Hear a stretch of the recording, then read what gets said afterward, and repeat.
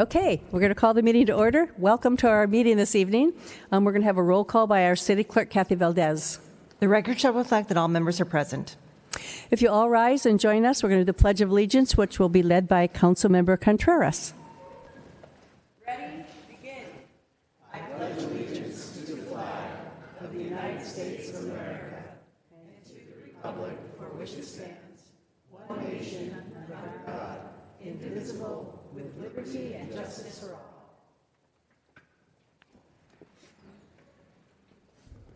Okay, in accordance with the Brown Act, I'd like to announce that as a result of convening simultaneous meetings, the members of the Boyna Sanitation District will receive compensation of $147.75 for the district meeting pursuant to Boyna Sanitation District Ordinance 2006-1.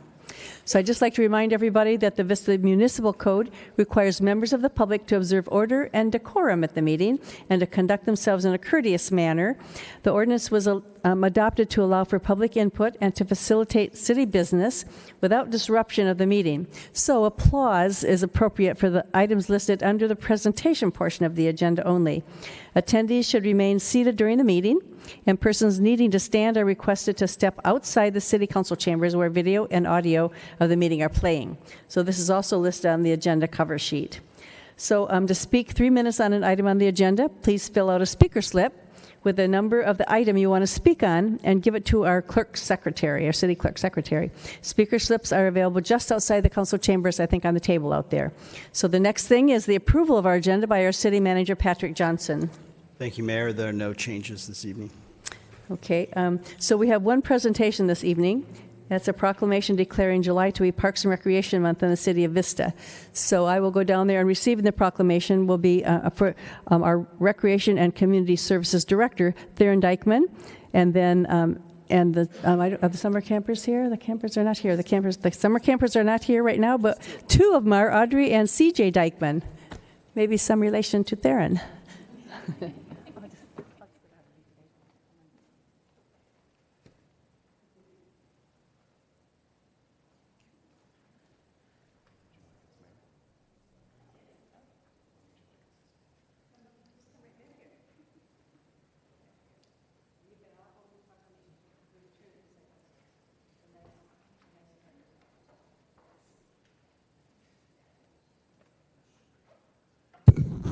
Okay, I'll read this proclamation. Whereas the United States House of Representatives has designated July as Parks and Recreation Month, and whereas parks and recreation programs are an integral part of communities throughout this country, including the city of Vista, parks and recreation are vitally important to establishing and maintaining the quality of life in our communities, ensuring the health of all citizens, and contributing to the economic and environmental well-being of a community and a region. Parks and recreation programs build healthy, active communities that aid in the prevention of chronic disease. They provide therapeutic recreation options and also improve the mental and emotional health of all citizens. Whereas parks and recreation programs increase a community's economic prosperity through increased property values, expansion of the local tax base, increased tourism, the attraction and retention of businesses, and crime reduction. And whereas the City of Vista operates many recreation and cultural arts attractions and delivers top-quality adult, youth, and senior recreation activities programs that enrich the lives of Vista citizens and residents. Whereas the City of Vista has over 300 acres of parkland for the enjoyment of residents and visitors alike, and the City Council recognizes the benefits derived from parks and recreation resources. So now, therefore, be it resolved by the Mayor and the members of our Vista City Council, hereby recognize the month of July as Parks and Recreation Month in the City of Vista. So congratulations on that.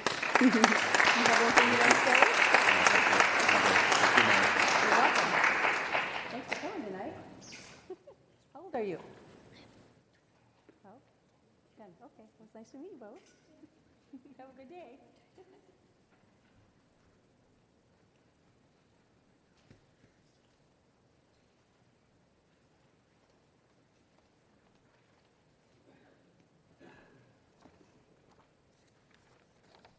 Okay, the next thing on our agenda is our consent calendar.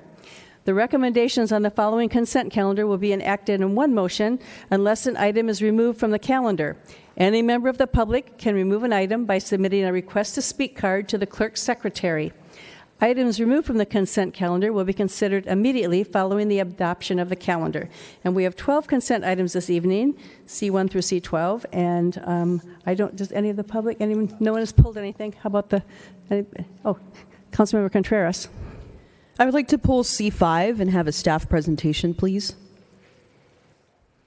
Okay, with that, I would appreciate I'll move that we approve the remaining balance of the consent calendar. I second presented. that. Okay, just what I was going to say. So please cast your votes on the balance. Oh, wait, there we go. That motion passes unanimously. So we'll go to C5, Request for Proposals for Community Choice Energy, and that will be presented by John Conley in a minute. Mayor and Council. This is a request for proposals for community choice energy. We came before the council in April to discuss the update to our climate action plan. One of the proposed mitigation measures within the climate action plan was to pursue community choice energy. And we were given direction to prepare a request for proposals for a consultant to assist with that process and bring it back before the council. So we have prepared an RFP, which is attached to the staff report. We've also engaged the communities of San Marcos and Escondido to potentially join us in the feasibility study. So subject to the city council's approval tonight, as well as those respective councils, we will send the RFP out and come back to you once we select a consultant. Did you have questions, Council Member? Yeah, you know what, I know that there's a lot of people in the city of Vista that are following community choice energy, and just in case, they're not waiting in anticipation like we are for every agenda that comes out. I just wanted to make sure that we had staff talk a little bit about where we're going from here. Really excited to have San Marcos and Escondido pending their councils approving joining this RFP. And also in conversations that I had with staff, I discovered a question that hadn't yet been asked or reviewed yet, and that has to do with the franchise fee that SDG&E pays and how that actually could impact or could not impact or maybe be neutral. Staff's going to take a look at that. But I really appreciate all the hard work that's gone into community choice energy, the workshops, the discussion, and I really hope that it moves forward with Escondido and San Marcos so we can all be together going into this RFP, and we can save a little bit of money that way too. With that, I would like to move that we accept C5. Okay, have a motion and a second. Please cast your votes. Deputy Mayor, did you want to speak to that? I just wanted to add that, well, this is not something a year or two ago that we thought we were going to be looking at. We find ourselves in the situation of sort of having a mandate to examine if this is the best course of action to protect the interest of ratepayers in our community, and particularly to examine the question of whether or not this is potentially the most cost-effective way to serve electric customers in Vista. And so for that reason, I think we're moving forward in a consensus manner on this because there are new imperatives that we've become aware of. So appreciate the staff's work on this RFP and look forward to the report that we receive from our consulting team. Okay, thank you. And please cast your votes. That motion passes unanimously. Moving on our agenda, we have a public hearing, and we have just one public hearing this evening. It's a public hearing to receive testimony regarding development code amendments for accessory dwelling units. Public hearing is now open. Community Development and Engineering Director John Conley will provide the staff report. Thank you, Mayor and Council. We're talking again about accessory dwelling units. This was a conversation that started earlier this year to discuss potential changes to our code. So just for clarification, accessory dwelling unit is a second dwelling with complete independent living facilities for one or more persons. They can be detached where it's separate from the primary structure, attached to the primary structure, or repurposed existing space where it could be included within the space of the existing primary residence on the property.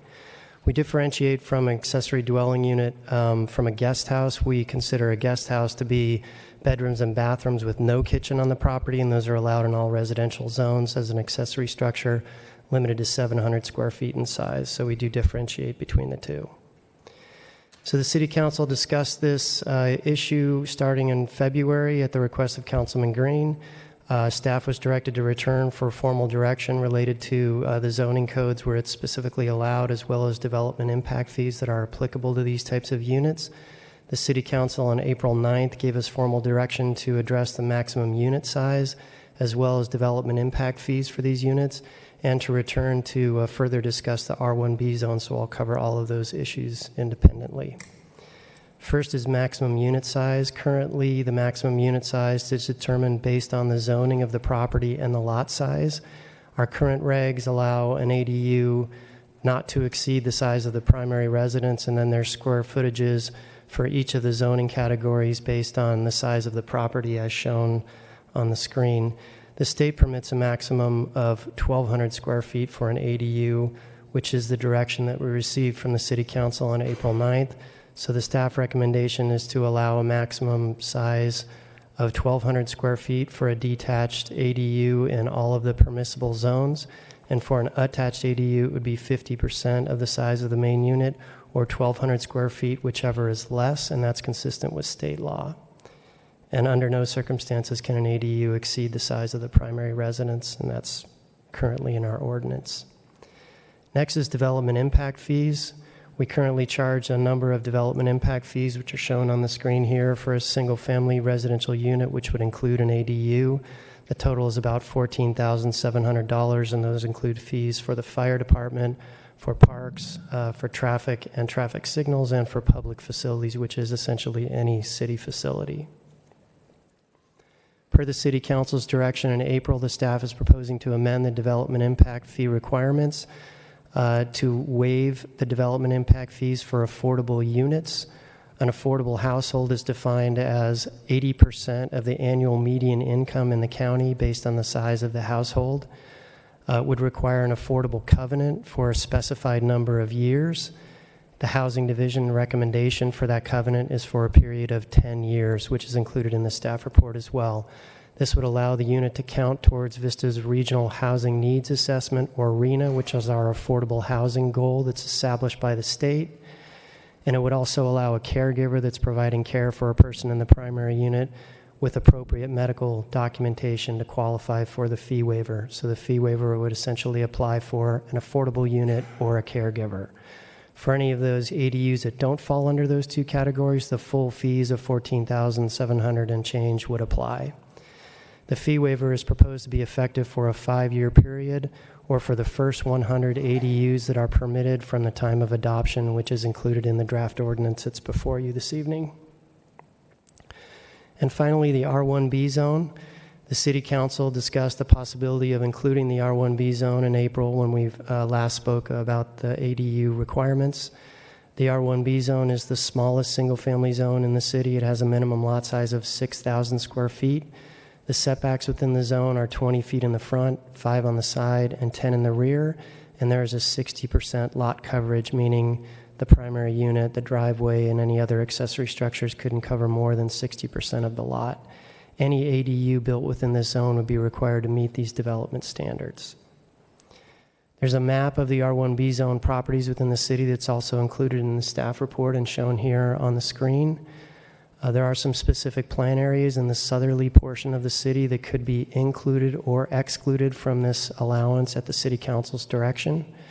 Also worth noting that the HOA, Homeowners Association rules, or CC&Rs, that prohibit ADUs from being developed within any community that has an association are not trumped by the state's rules. They still supersede the state's rules. However, there is pending legislation in Sacramento right now that would supersede HOA rules. So beware that although the HOA can trump an ADU today, that may not be the case after the next legislative session.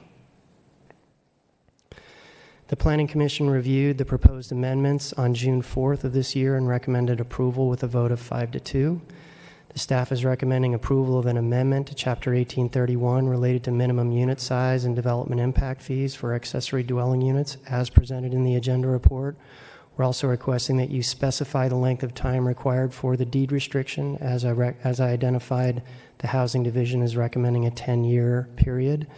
And finally, we're requesting direction from the council related to the inclusion of the R1b zone for ADUs. And that completes my staff report. Myself and Amanda Lee from the Housing Division are available for any questions. Thank you. Councilmember Green. Do we have any speakers on this? Yes, I have 2 speaker slips. Two of the speakers first. We'll go with that. Okay.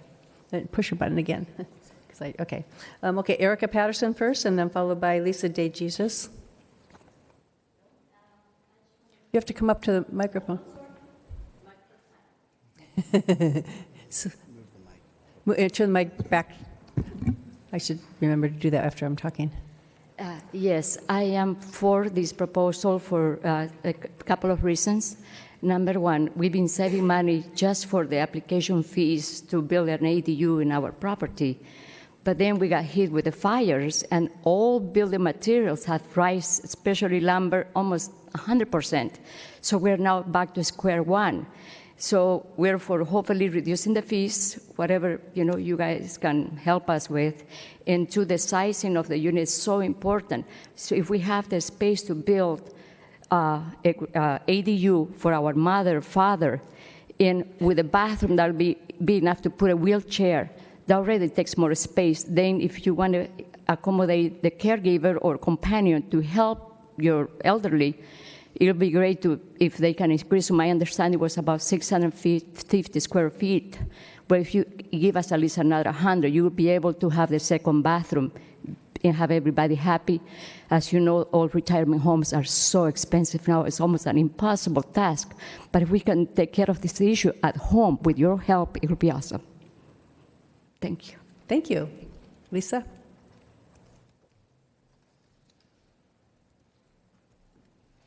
Thank you, Mayor, City Council members. I'm just here to speak in favor of the ADUs. I'm really glad you're going to be considering R1b Zone. Personally, we have a lot that we want to put the ADU on for this old lady, and just been my retirement years in, and I think it's wonderful that it would increase the size. Going from the amount that we could do to up to 1,200, although we wouldn't do that big, would just be nice to have that extra room on an extra large lot in our case. But thank you so much for considering this. Phil Church, I have one other speaker. Mayor, council people, I wonder if the city has an estimate of how much of the approximately $1.4 million in development fees being waived potentially for the 100 affordable ADUs, which would otherwise be directed to parks and public facility budgets. Thank you. Thank you. Okay, that is the end of our speakers, so Councilmember Green. All right. Thank you for bringing this back. A few things. Number one, the 1,200 square foot maximum unit size, I am definitely a fan of, as long as it meets all of our setback requirements. I don't see why we would limit the size of that. One thing on the affordability of it, and in our report you don't get to see it, or in our report you get to see it, but the public doesn't get to see it. From an affordable housing standpoint, the affordability goes from a family size of 1, which would make $60,000 per year, and this is on page 2 of 12 of the report, by the way, of the agenda report. A family of 1 that can make up to $59,950 a year, up to a family of 4 that could make $85,600 per year, and the rents would be ranging from $1,499 to $2,140. So I feel like even though we're saying that this is an affordable unit, we're not really closing off too much of the population. A lot of us would want to build these for our grandmas or our younger kids who are only making, 30, 40 grand per year. So I did want to make sure that the community knows you're still able to rent it out for a reasonable fee. It's just that our housing department would be reviewing their financial documentation to make sure that they fit within the box so that we can get, the credit per se for our housing numbers. So I did want to make sure that you know that it's not like we're going to make it super limited. Basically, I would think that most of the Vistans who want to build units would be able to classify them as affordable units. I do like the cap of 100 units. We haven't had 100 ADU units built over the last, if I had to guess, I would say 20 years total. I think over the last few years, it's been less than 10 actual ADUs that have been built. So this is more of a way to entice the community to build them and provide housing as opposed to a revenue builder. So it's not a big detriment to our budget. I want to say that it was 0.2% of our total annual budget amount from a revenue standpoint when all was said and done. So this wasn't something that's taking away from our parks budget. Since we have so many other units, our parks budget's looking good is my understanding. So that's that. From an R1b standpoint, I did want to make sure that if we could support our homeowners associations in this ordinance, when we say, I know you say eventually the state might be able to mandate we can't support them, but maybe specify for us from a city standpoint, hey, if it's in a specific plan R1b, or if it's in an HOA that says you can't have the ADU, I would like to support that from a city standpoint of saying, hey, affordable or not, we don't want to try to trump any homeowners association or any quality of life issue within the homeowners association. One thing that I wanted to specify is on the R1b zone, something that this would also allow are the attached portions of the property, which would qualify the garage, is my understanding, correct? Yes, that's correct. Okay, so some of these properties that are on the smaller lots, we don't have to build an exterior structure and, look like we're bunching up a whole lot of units. They can actually legally convert their garage into a living unit without affecting the size or the scope of land that they have to use. So I think that's something that I wanted to bring, to the forefront as well, because I know my council members are worried about in some of these areas with the small lots, how are we going to be able to make that happen? And if they can convert their garages and still have parking in their areas, again, it's definitely something that I think would benefit those communities tremendously, and then also be able to provide housing for family members who might not be able to live in this community and who might be commuting to work from outside the area. So I am a fan of all three of the issues. From the deed restriction standpoint, I do like the 10 years. That gives us the amount of time to get the credit for the units, correct? And also kind of entice the owners to say, hey, in 10 years, do what you want with it, but for the next 10 years, we want to have our regulations on it. Is that correct? That's correct. The unit qualifies as an affordable unit with or without the deed restriction, but the Housing Division's intent is to preserve affordable housing as long as we can. That's the purpose for the 10-year deed restriction. So that if they were to sell the property, that restriction would run a pertinent with the property, right, and the new owners would also have to comply with that deed restriction. For the 10-year period, correct. Okay, they don't necessarily have to keep renting it out to your grandma necessarily, right? But they do have to make sure they're renting it to an affordable tenant. Okay, so when they transfer. Okay, yeah, definitely a fan of all that, and I think that's a great way to make sure that we're really getting the best use out of this. I don't see 100 people lining up right now to do it. It'd be great if they did. It'd be great for our numbers, but I really think the people that do line up to do it, it's really going to make a huge difference for them, especially with the cost of materials and things. So hopefully you guys will be able to get the guest house built that you want and take care of the family members that you'd like to take care of. So I'm glad that we're making this move. Thank you. Deputy Mayor Franklin. Thank you very much.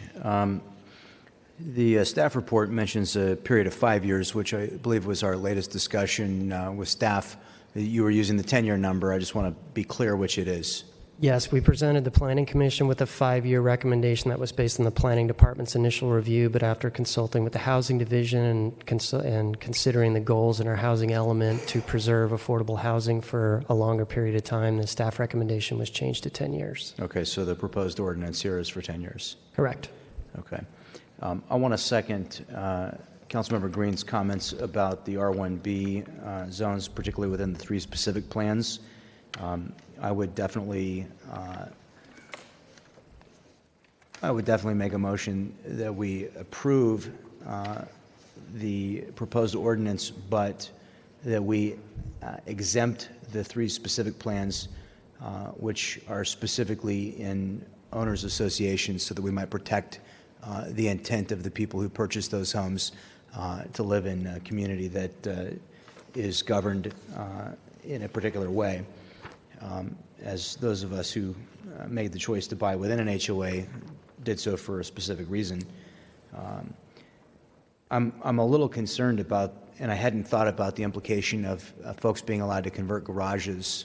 That's because now you're adding more residents and probably cars, but at the same time you're diminishing parking. That's I hadn't thought about that impact. That seems a little concerning, as we are allowing for densification. I don't know. I'd like to hear any more thoughts and ideas on that, but that seems like it's a bit of a concern. So I'd like to hear from my colleagues on that. I think that's all I have right now. So, Councilmember Contreras. I agree with Councilmember Green on his points. I believe that we should be looking at a time frame of 10 years for the deed restriction. As far as the R1b zone, one of the things that I've noticed in District 1, we're pretty heavy on R1b, but a lot of people are already going through converting their garages, and I would like to provide them with a way to do it within a legal structure where we can also capture the affordable units that are being created right now, not through a legal process. So I think it's really important for us to provide property owners throughout the city of Vista with the opportunity to have an ADU, especially as we see the housing affordability crisis continues, and we don't really have a very good solution. So this is a way to move forward with a more equitable solution if we are allowed to bring the R1b zone into this discussion. So I am 100% for that. And as we've discussed before, with waiving the fees, it doesn't seem like it's going to be detrimental to the city's operations from a financial standpoint.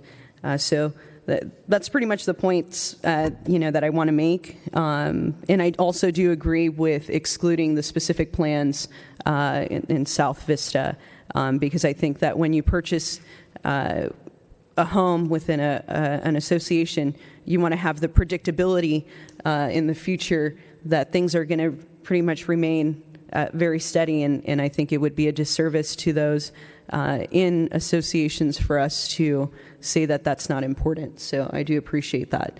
And that's pretty much all I have to say. I look forward to hearing the rest of the comments from my colleagues. And Mayor, if I could add that, excuse me, the proposed ordinance on page 4 does show 5 years for the deed restriction. So if the city council wants to go forward with the 10 years as proposed by staff, that would need to be part of the motion. Somebody made a motion already? No. I would add that to my motion. Okay. Okay, Councilmember Green. I just wanted to specify with Mr. Conley from a parking requirement standpoint, if somebody was to convert their garage and take away the parking that is required for their home, we would still require them to have parking spots. And I'm assuming like street parking is still adequate parking in areas where street parking is allowed, correct? The state's rules do not require that parking eliminated as a result of a garage conversion be replaced on the property. So we can allow for one additional space for the ADU, which is what the state requires. As long as it's greater than a half mile from a transit center, it requires one additional parking space. If it's within that half mile radius, no additional parking is required. But we cannot require the homeowner to replace the 2 spaces in the garage that are lost as a result of the conversion. We can't require under the that? state's law. Okay, and we can't They make our could own. have street parking, but we can't count that as, quote, required And we're parking. not allowed to add that stipulation as a city either? No. No. So whether we wanted to or not, all ADUs are able to convert their garage. It's not That's up for correct. debate per se. Per the state's law, that's And correct. there's nothing we can do about that as far as that goes. That's correct. Okay. Okay, thank you. Okay, Councilmember Rigby. Thank you, Madam Mayor.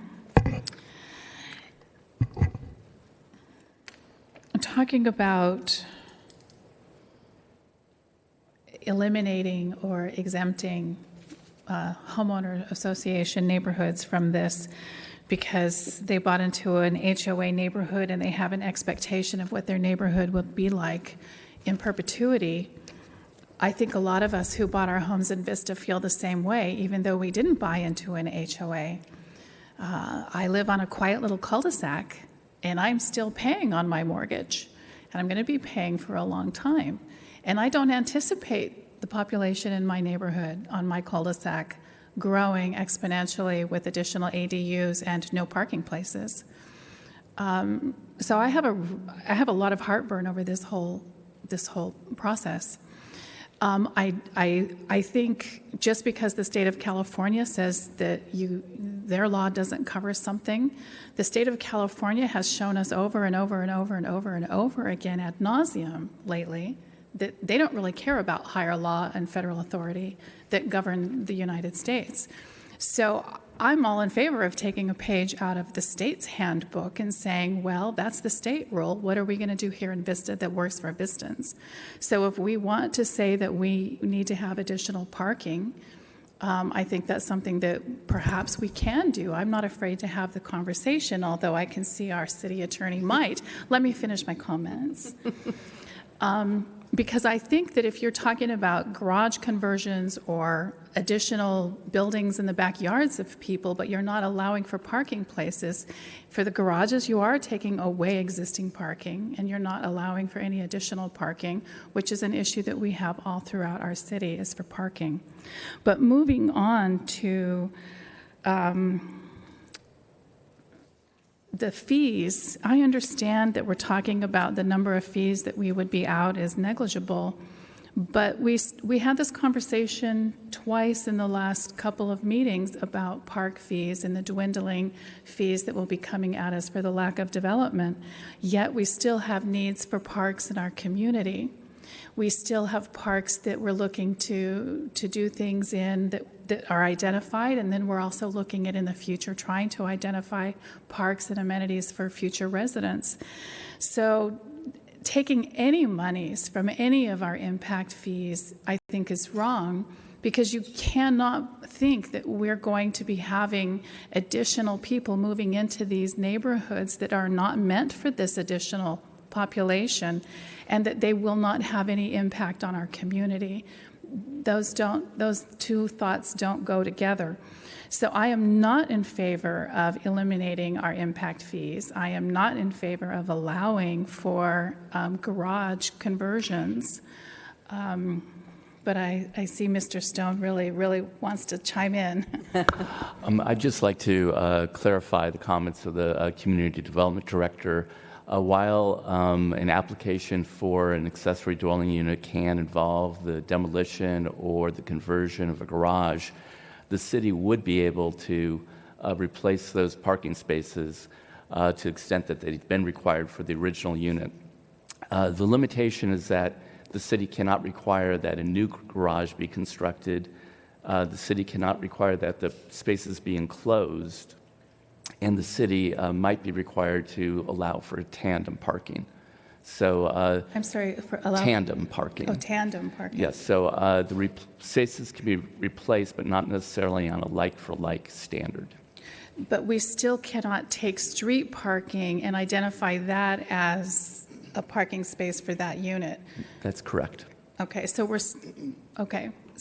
still going to be having a parking issue in some of these neighborhoods. So I'm opposed to the ADUs on every level. I've said it before. I understand about granny flats. I understand. I have a disabled husband. We have people who come in and help take care of him. So I get it, and I have a rather elderly mom, so I understand. But at some point, that goes back into the population of housing, and it'll just be rented out at a market rate for families, et cetera. And those do have an impact, the additional population, into a neighborhood that wasn't built for that population. So I'm opposed to all of your suggestions, except I would say, yes, I would agree with, I'm going to vote no on this, but I would agree with exempting homeowner association neighborhoods. I just wish that we could exempt all the neighborhoods that didn't want it anyway, even though they're not HOA. So, thank you.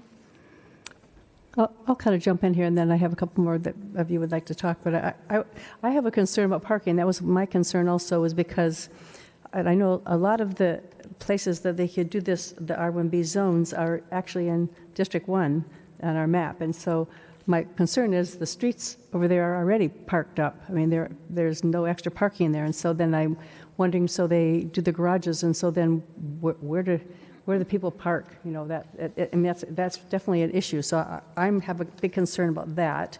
And then my other big concern was, what makes these people, in the housing, the rents for one person would be, $14.99 a month. For two people, it would be $17.13. For three, it was $19.26, and for four people in the unit would be $21.40. But then I wanted to know, well, what makes them accountable? Like, what makes them be sure that they're affordable and they're not just renting it? Well, then I go and they have the annual form, and it has to be filled out yearly. This form does, and just so people know, it has to be verified, and every year you have to verify the income by 3 paycheck stubs from the most recent pay periods, by bank statements, 2 of the most recent statements for each account, income tax return from the most recent year, employer income verification certification. So you have to verify that income, it looks like, every year of the people that live in that accessory dwelling unit. So I guess that's the accountability. And then I was asking, well, what if they don't do that? Then,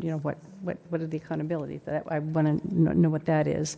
So those are my concerns, and that somebody can help me with the parking, that would make me feel better. So I'll go to Deputy Mayor again. What is our current treatment with regard to converting garages into additional residential space or ADUs? Do we even allow it? Yes, you can convert today, but you would have to, under our current rules, develop a new garage structure to house 2 vehicles, plus 2 in a driveway. So their single-family home is 2 and 2. Okay. So presently, we're requiring the replacement of the garage structure, and if we make this change, we would no longer be requiring I think the what structure. Mr. Stone is saying is that under the state legislation, they've removed the ability for the city to require a new garage be built. So the state says basically you can convert your garage. You still must provide the parking on site, but it does not have to be replaced within a garage. See, I think there is a much greater likelihood of individuals choosing to convert a garage because it doesn't require building a new structure, and it's substantially cheaper, and the conversion could be done to any desired budget and taste. I think it's going to create some unintended consequences, and for the people that live in those areas, I think there's going to be some neighbors that are really unhappy, and that does not jump out to me as a cleaner city that people are going to be more desirous of living in. It may be a real benefit to the families that want to increase the number of bedrooms in their home, but what are you taking from the neighbors in terms of diminishing the value and enjoyment of their homes? That's a real concern I hadn't anticipated. Is it possible to separate out the garage question and to treat the garage conversion differently, or? So the only thing that we're addressing tonight with respect to the garage conversions is the R1b zone, because all of the other zones it's already permitted in. So we're not recommending any changes to the code with respect to the zones that are permissible, but the R1b zone being included would add that component to the R1b zone. So if I don't live in an R1b zone, then I can already convert my garage and I do not have to build a replacement structure? Correct, but you do have to provide the parking on your property. Okay, so the differential treatment is only with regard to the R1b. That's correct. Most of these R1b lots are very small. A lot of them are not even going to qualify because of the setbacks, and I don't think we were able to come up with a good estimate of how many would qualify, did we? We estimated about 40% of the R1b zone lots could accommodate some type of attached or detached ADU. My thought would be to exclude the garage conversions from the R1b. Is that a possibility?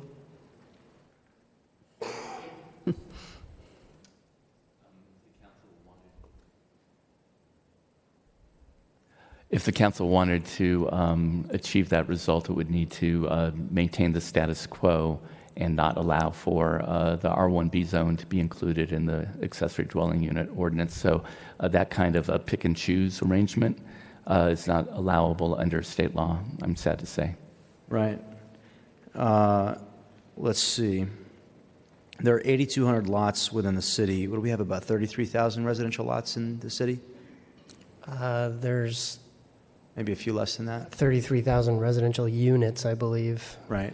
That includes multifamily and single family. It's roughly about half and half. So there's somewhere around 15,000, 16,000 single family zone properties, if I remember correctly. Okay. Okay. So this was maybe as many as half of the single family homes. Correct. Are in this R1b. No, the R1b zone's about 3,500. It's in the staff report. I think there were around 3,400 or so R1b zone properties. Oh, okay. 37, 32. Well, hearing Councilwoman Rigby's concerns and having my own concerns about the, I just look at, there's a small number of residents that would really want to be able to convert their garages, but I just feel that the neighbors would come back to us and really be dissatisfied. So, I'm happy with the specific zones being excluded, but I don't want unhappy residents elsewhere either. So I'd like to hear maybe a little bit more from my colleagues about what our real desire is on this R1b zone, because it's, I think it would be the right thing to go slowly and to maybe start without the R1b and then maybe come back and consider it later. But this is, if your neighbor converts their garage and you're in one of these really small housing tracts, because that's what these are, that really extraordinarily changes the feeling of the neighborhood. And, like Councilwoman Rigby, if I lived in a tract development that wasn't covered by an HOA or wasn't excluded from this, and my neighbor converted the garage, I think I'd be very upset, and I think I'd feel that my property value was diminished. And I judge, I'm not an expert in real estate, but I judge that my property value would be diminished somewhat.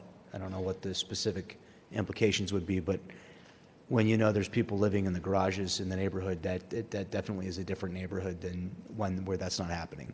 So, you're performing a taking from the residents. You're diminishing the value of their property without compensating them, and that definitely seems to me to be a concern. Councilmember Contreras. Parking is always one of those contentious issues here in the city of Vista, right? We're a little over 18 square miles, continue to get more dense. Parking is going to continue to be a squeeze. We're going to continue to be more dense because we just have more developments that we approved. So I already see a lot of people doubling up in apartments. What we're talking about here is giving people the possible opportunity to have a better quality of life for themselves and their families. by having their own space. So I don't necessarily see a big issue with the R1b zone being added to this discussion on affordable ADUs, simply because we have an affordability crisis, and a lot of people want to be able to have their own space instead of having to double up in apartments. I mean, that's what I see when I go door to door and I talk to people.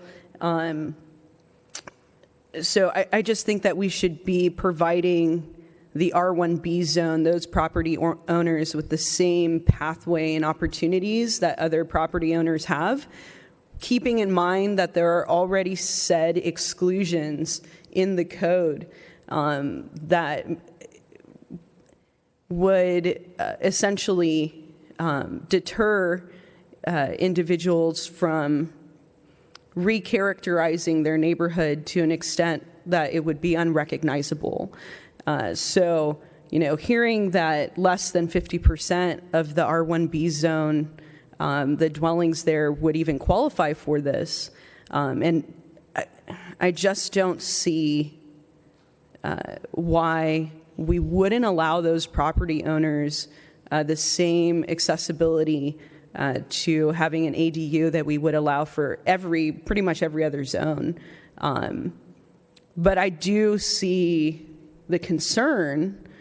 I just think that with all the restrictions that we have in place, it's not going to change the nature of the community so much that individuals would, be upset. I, for one, would be really happy to see, some of the neighbors in my community have the ability to have their own space, because right now they just don't.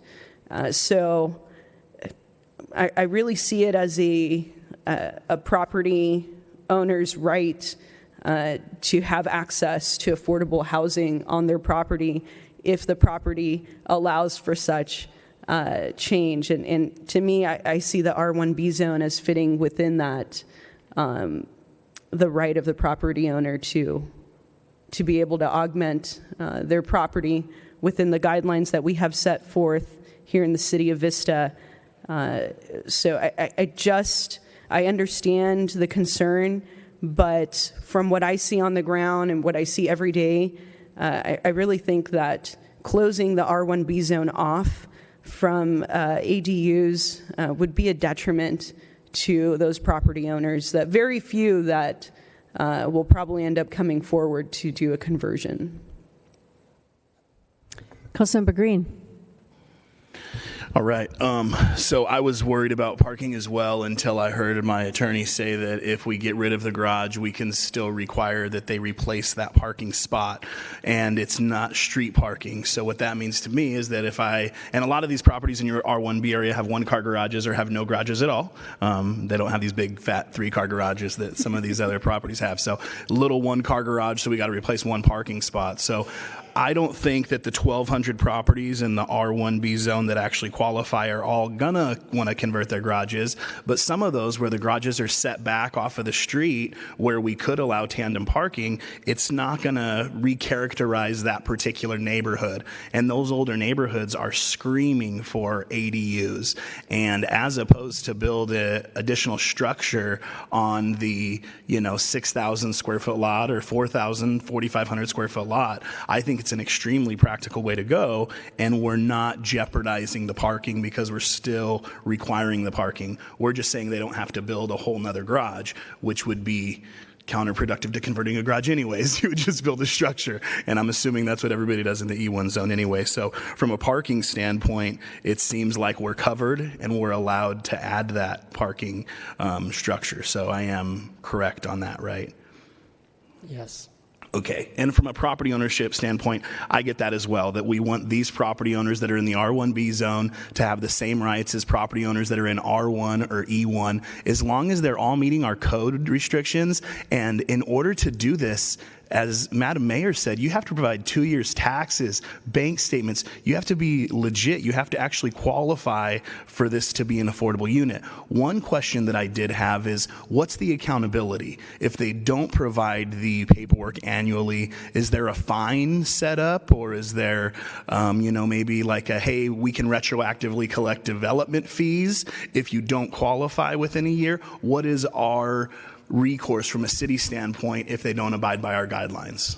We're actually working through, we would set up a regulatory agreement with the property owner, and it would lay out that we're currently going through the process of finding best practices of what other cities are doing. Some cities in Los Angeles do go back, and if it's not found to be affordable, then they would have to pay back the development fees. Retroactively collect the development impact fees or something like that? We're still working through that process and finding the best practices. As long as there's verbiage on here that would allow us to lien the title with, fees that weren't collected due to a deceptive application, I would be okay with it, because we do need to protect ourselves and make sure that they are indeed affordable units. So the things that I was worried about were parking. Well, I think that we can require parking. And if you have to pave your entire front yard in order to be adequate parking, I would assume people aren't going to do that. They're not going to have cement front yards. I would also assume, hopefully at a city level, we'd look at that and say, hey, you can't park your car next to your mailbox, or whatever type of easements all these properties have with sewer lines and electricity and cable. There's a lot of easements on the exteriors of these properties. So I don't think it's going to look too tacky from a paving standpoint. It's not going to jeopardize the integrity of these neighborhoods. These R1b neighborhoods and the constituents in those neighborhoods, I think, are the ones, in my opinion, who most need that affordable, aspect of the garage conversion. I have a larger lot, and I would be building a detached structure, so it doesn't apply. But I think if all of the other areas have the ability to convert their garage, why shouldn't the R1b area have the ability to convert their garage? And on the other areas, my question for you is, now that the state has that mandate out, do the other areas, the E1s and the A1s, do they not have to rebuild a garage now per our city guidelines, or are we keeping those guidelines in effect? No, that's correct. The state supersedes our law. So our guidelines are already out the window there anyways. So everybody already can convert their garage. They just have to add additional parking spots, no matter what we decide, whether it's a R1b zone, R1, E1, A1, doesn't matter. Yes. Okay. So once again, I'm for all three of these bad boys. Again, thank you for your time. I just want to ask about parking one more time. So if you have a two-car garage and you have to have two cars in the driveway already, is that right? Yes. Okay, so then you don't do that. So that means you're going to have parking for 4 cars, plus your ADU has to add an additional. What if it's 4 people that move in? Does that mean you need 4 cars? It just one parking place again for 4 people? So you have to provide 4 plus 1 more, 5. Correct. Parking. Okay, but my thing is, on these lots, they're 6,000 square foot lots. The frontage on those things, not very. I don't know where you put all those cars. If you can't do it, you can't do it. So if you can't provide the parking, then you can't do it. Correct. Oh, okay. So and if it's only 1 car garage, so then you build that out. You only have to provide 2 places of parking and 1 more, so 3. We would review all of these applications over the counter, and you'd have to show that you can provide the parking on site before you would be able to convert the garage. And they can't park on the grass. No. Well, I mean, people do, and it's not. Sometimes they'll ask to pave a larger driveway, which we have parameters for, but no, you wouldn't be able to park off a paved surface. Okay, so if they have a single car garage, they can just pave it wider. Then they can pave almost the whole front yard and park, right? We don't allow them to pave the whole front yard, but yes, like I said, there are some parameters, but they could expand their driveway to create some additional parking. And if they can't, then they can't build it? That's correct. Oh, okay. All right, so onward. Councilmember Rigby. I decided to get the parking out of my mind here. It was mentioned, I think it was the deputy mayor who said that this could cause unintended consequences. And I think if you look around at some of our neighboring communities, you talked about LA, if you look at some of the things in Riverside, San Bernardino, unintended consequences, you can see the unintended consequences, but just because they're unintended does not mean that they are not foreseen. We can foresee what will happen in our community. And do we want to be the city council in 15 or 20 years that our residents are looking back and saying, wow, that wasn't really thought very well through. So I just caution my colleagues in going down this road. Deputy Mayor Franklin. Could you explain again the point about the state law superseding our ability to require replacement of garage structures and ADUs? Do we or do we not have the ability to require that, and in which zones? We do not have the ability to require it in the current permissible zones, R1, E1, A1, OR. So anyone in those zones that currently wants to convert their garage would be able to do so without rebuilding a new garage structure as long as they provide the parking on the property.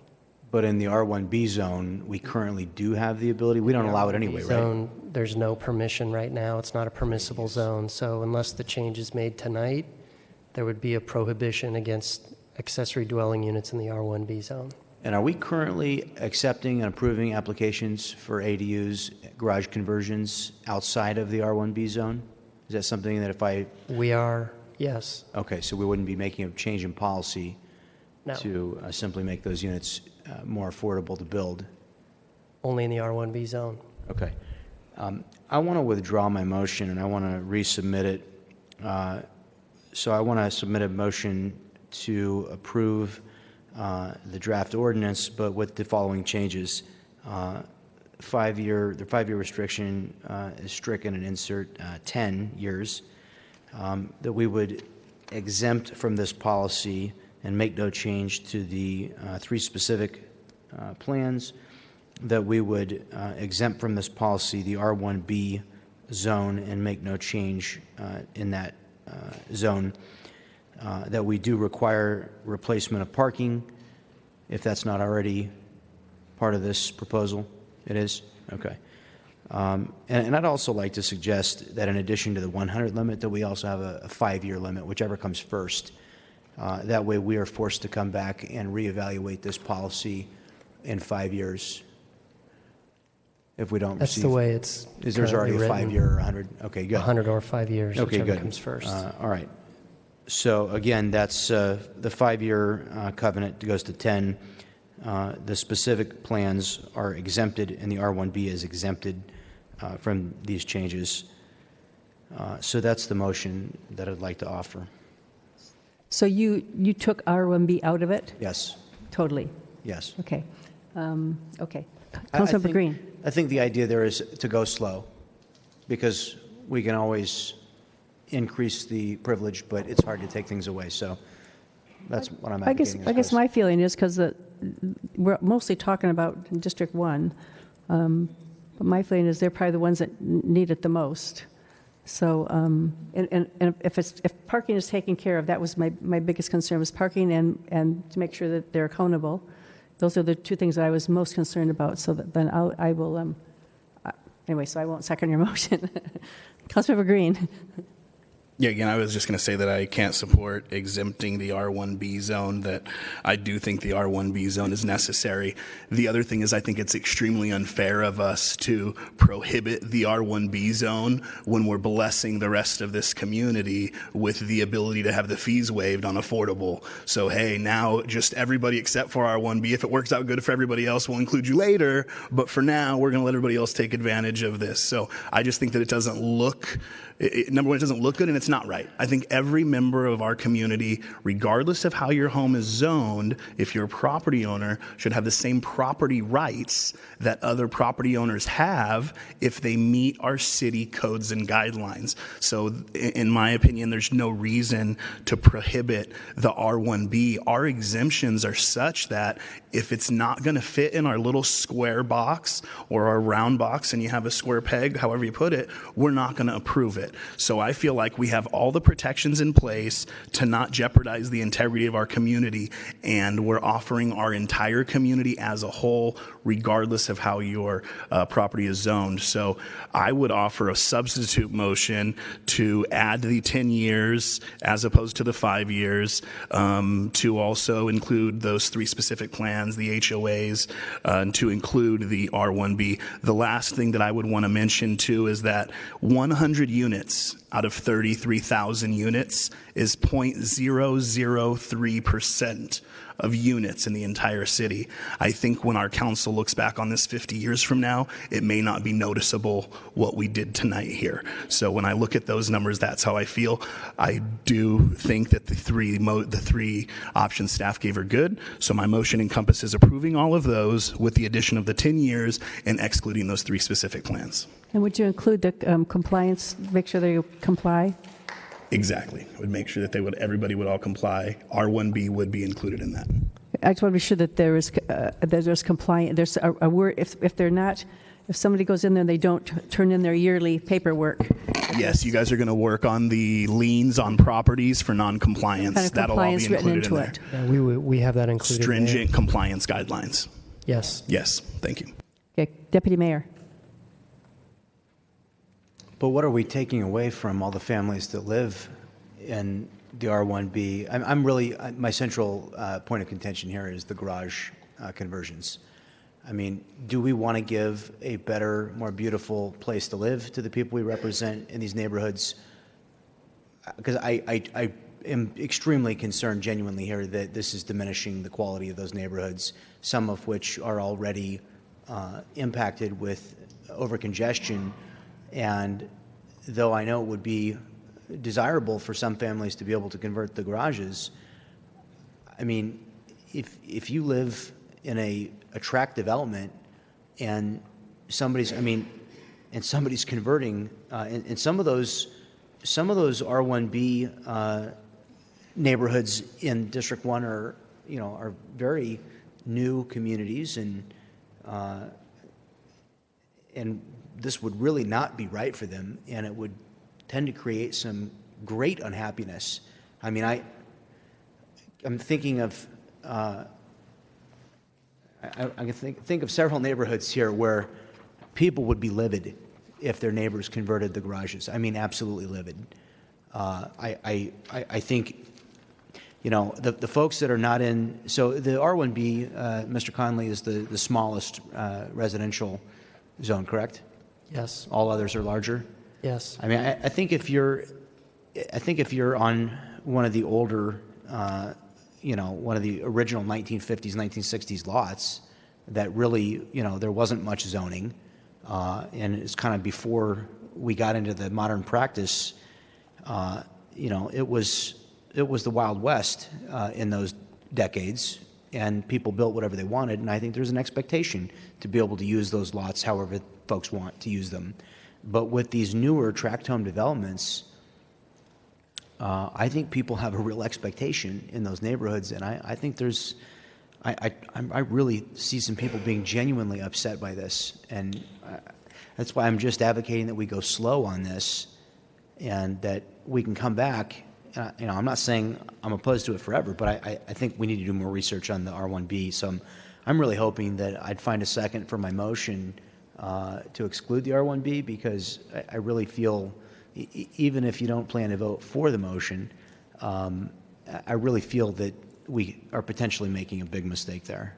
I'm very concerned about that. What if we limited the hunt for the first 100? What if we limited that to less units? But we just have such a housing crisis, and there's a lot of people that their kids are living at home with them and their families, and it's much cheaper to convert a garage into a living unit rather than to go out and try and build, especially in a 6,000 square foot with all the setbacks and things. I don't know how they could even do it. So you're telling them they can't have one in their neighborhood, and so I'm thinking for families, whether they're adults, older people like me that want to live with their kids, I'm supportive. I might live in a garage. Yeah, I'm supportive of. I mean, and I appreciate Councilman Green bringing this forward, and I want to find a middle ground here. But our obligation is also to the people who we currently represent, not the ones who might be future residents, or the minority of the population that would have an interest in building an ADU. We also have an obligation to represent the remainder of the community that may be aggrieved by a change in this policy. The other thing is I listen to Councilmember Contreras because those are her neighborhoods. I mean, that's the most ones impacted. When I look at the map here, her neighborhood is the most impacted. And if you're excluding the Shadowridge area, if that's all excluded, then mainly it affects her neighborhood. So I would listen to her and what she thinks about her, because she knows her neighborhoods, more than I, probably better than I. And so I would listen to what she has to say, as that's where I'm coming from at the moment. So I can listen to her and see what she says. Councilmember Contreras. Thank you. First of all, I do second Councilmember Green's motion. And in looking at the map, I'm just having a hard time understanding which neighborhoods Deputy Mayor Franklin is referring to. So, because when I look at the map and I'm looking at District 1, I don't see an issue.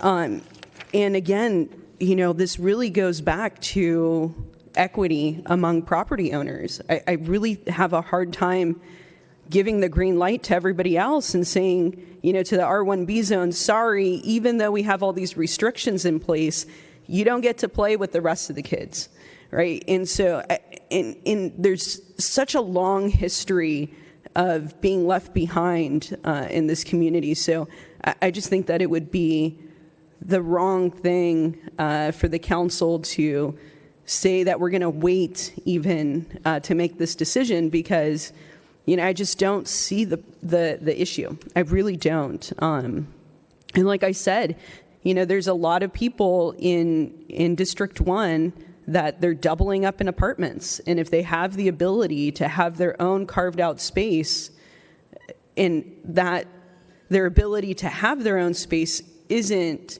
recharacterizing the neighborhood in any sense of the way, because we've already gone through the parameters needed in order for an R1b zone to even move forward with an ADU. And like it's been said before, this is probably the population that needs it the most. And like I said, I already see people that have converted their garages. I see, a lot of families living in one house, and I think that this is a mechanism that allows for more affordability. And, for some of us, we think of the first step in housing to be that you buy your own house, but that isn't necessarily the case, especially here in California. This could potentially be the first time that they ever have their own space, and I think that's really important for kids to be able to, have their own space where maybe they can, play on the little bit that's there in the R1b zone versus being just stuffed in an apartment with not that many, amenities around them like parks and whatnot. So I really just see it from a full spectrum of benefits by allowing the R1b zone. And again, I would have a lot of issue moving forward with including the R1b zone if we didn't have stipulations in our code already. I think that the 60% coverage, when we're discussing the R1b zone and the potential and the hypothetical about it recharacterizing the neighborhood, I feel like we're not really adhering to what our code already is. And if we keep those in mind, the restrictions that are already codified, then I just don't see what the issue is. And again, this really does come down to property rights and equity amongst property owners here in the city of Vista. Councilmember Rigby.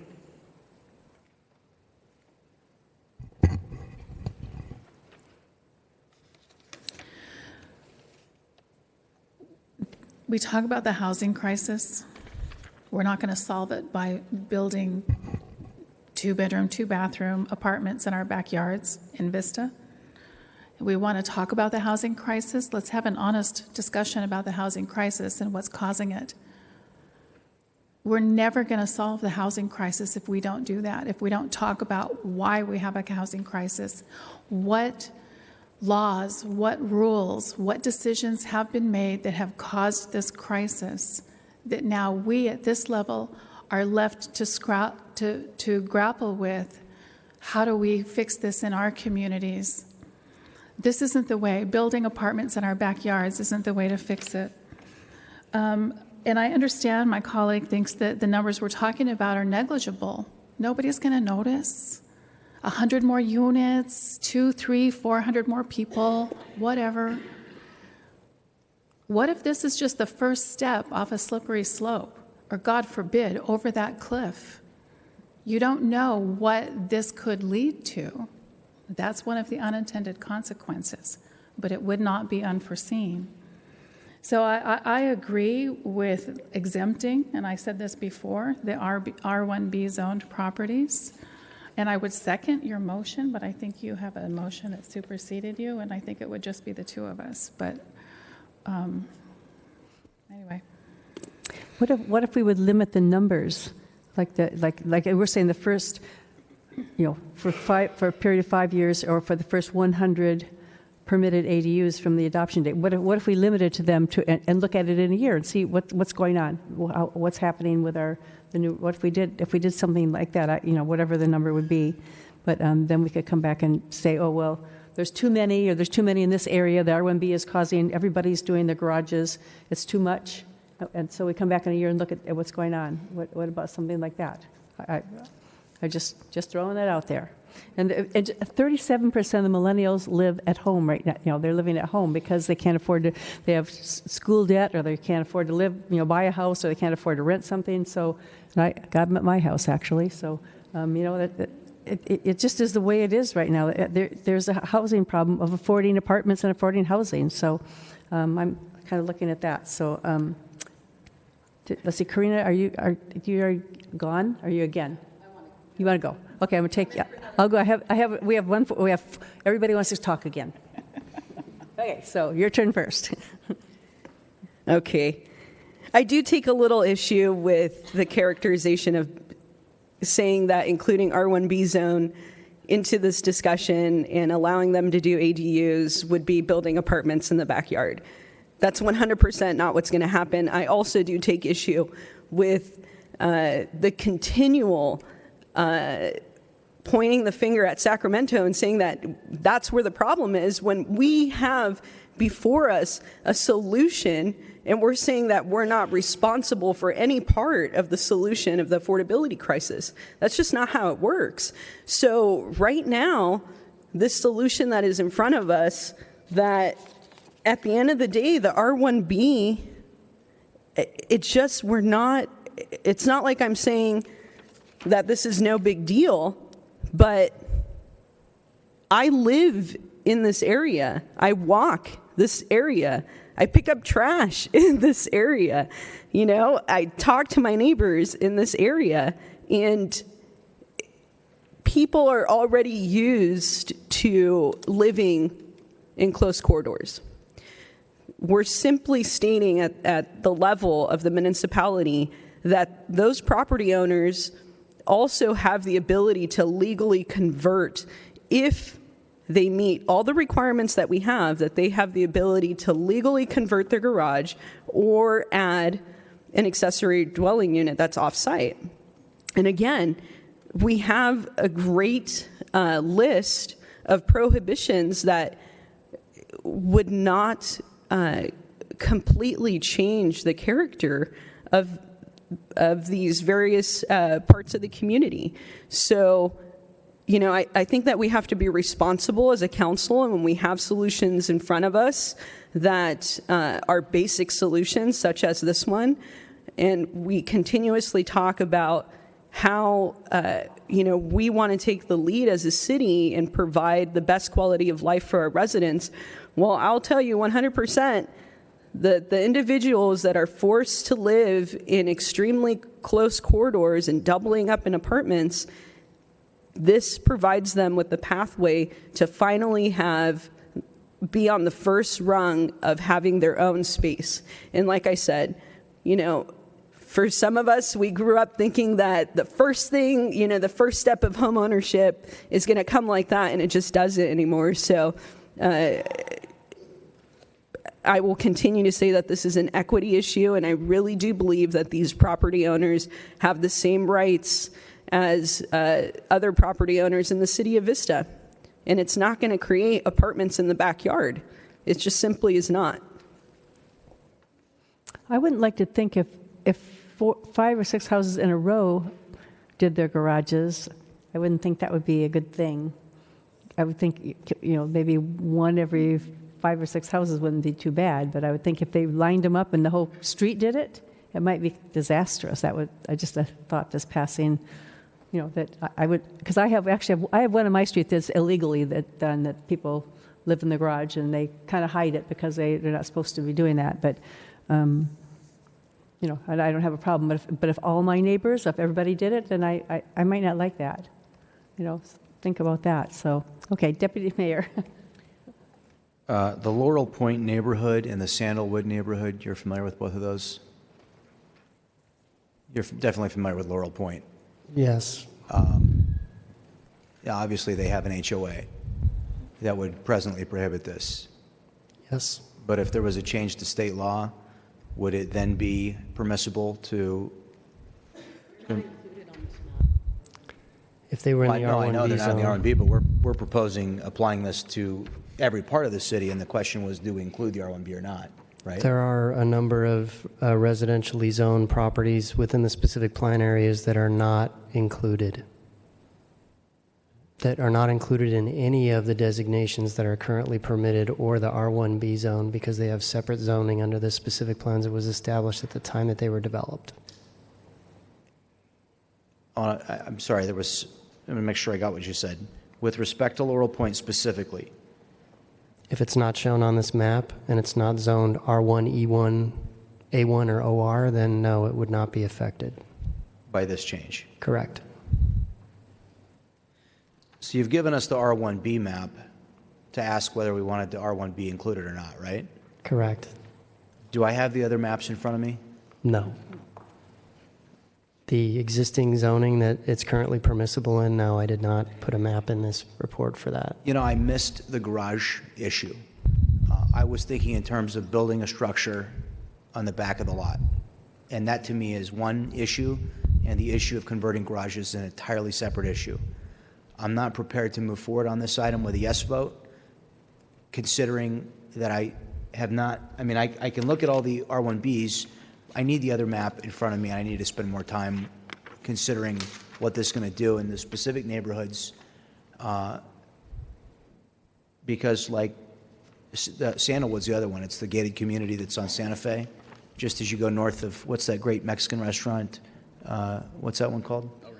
El Ranchero, phenomenal place. There's a little gated community. It's just north of there. Now you know Sandalwood. Sandalwood, yeah. Yeah, that's Yes. You know the neighborhood now. House Okay. for sale. For instance, how's that neighborhood zoned? It's a beautiful little community. If we were to allow people to live in the garages there, the neighbors would be marching on us with pitchforks. Well, I don't know off the top of my head what that community is zoned, but I can say with fair certainty that none of those homes would qualify because they wouldn't be able to provide the parking on site that would be needed.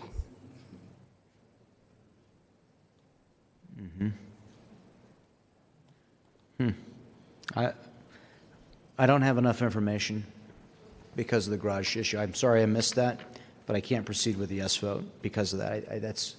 We cannot make a mistake on that subject. That to me indicates if we're uncertain, I'm more than happy to have this discussion again, but we really need to know what that's going to look like and what that's going to do. Even in the R1B and the other zones that we know that affirmatively that we're speaking about right now, I'm sick to my stomach the thought of the people that own a property there who now are going to have to deal with an unprecedented quantity of it's one thing to say you're going to spend some extraordinary sum of money to get an approved plan and build a structure. That's very cost prohibitive. It's another thing entirely to say the garage conversion, which cost almost nothing to do, that I think you would have 100 like that. I didn't know we were talking about garage conversions. That's going to go like wildfire because we already know there's a lot of people that would, if it's minimal cost, and I really think you're going to have a lot of neighbors who are going to be in here and they're going to be very upset with us. I'm very concerned about this. So. Councilmember Rigby. So, Mr. Conley, we're talking about accessory dwelling units, which is a second unit on a property, correct? Yes. So basically, we are talking about building a second living dwelling in somebody's backyard or side yard or on the back lot of their property or their garage. Yes, I was going to say, we're not only talking about building in someone's backyard, we're talking about in their garage as well. I think it's important that we really do understand that. When we talk about the cost of housing, which is what this discussion comes from, everybody wants to do ADUs in their backyards because I know I've got a millennial still living at home. And I don't care. I like my kids. So I'm okay with it. You know, they're helpful. But I understand the cost of housing is prohibitive in our state. And that's a conversation that we've been having for a very long time. That's where this conversation stemmed from, not just here in Vista, but throughout the state, throughout our region, is the high cost of housing. And I do absolutely point the finger at Sacramento for that. When you look at the cost of housing, the cost of building a new house in the state of California, from 42 to 45 point some percent of the new cost of a house, nearly half of the cost of a new house, is directly related to the regulations that the state mandates that those new houses have. It's not the labor, it's not the materials, it's not the land. It's complying with the regulations that the state mandates. When I was in Newport Beach last week for a League of Cities conference, and we were talking about housing and ADUs. And the presenter talked about in California for a single family dwelling, small lots like what we're talking about here, entry level for families, entry level. The median home price in California is $635,000. That's a lot of money. That is prohibitive. Neither of my kids, as fabulous and successful as they are, they can't afford $635,000 house. Neither probably could I, which is why I'm going to be paying my 30-year mortgage off at 30 years. I'm not going anywhere. But if you look at the state regulations about what these homes have to have and what the state is making them comply with and where the costs of those houses come from, and you take some of those out, your $635,000 house is now, $335,000, $350,000, $360,000, $400,000. You're bringing that price way, way, way down. So I'm still going to be talking about Sacramento because these aren't fees that we're putting on the housing. These aren't things that we're doing in Vista. A lot of people think it's our fault. It really isn't. And I will not accept the blame for it when it comes at us from Sacramento. And I just wish, honestly, that more people would get as upset about some of these regulations coming out of Sacramento that cost us in our city so much trouble and cost us so much money. I wish other people would get as upset about this stuff as I get. But with that said, I think the deputy mayor has some very valid points and some very valid concerns. Anyway, thank you. Councilmember Green.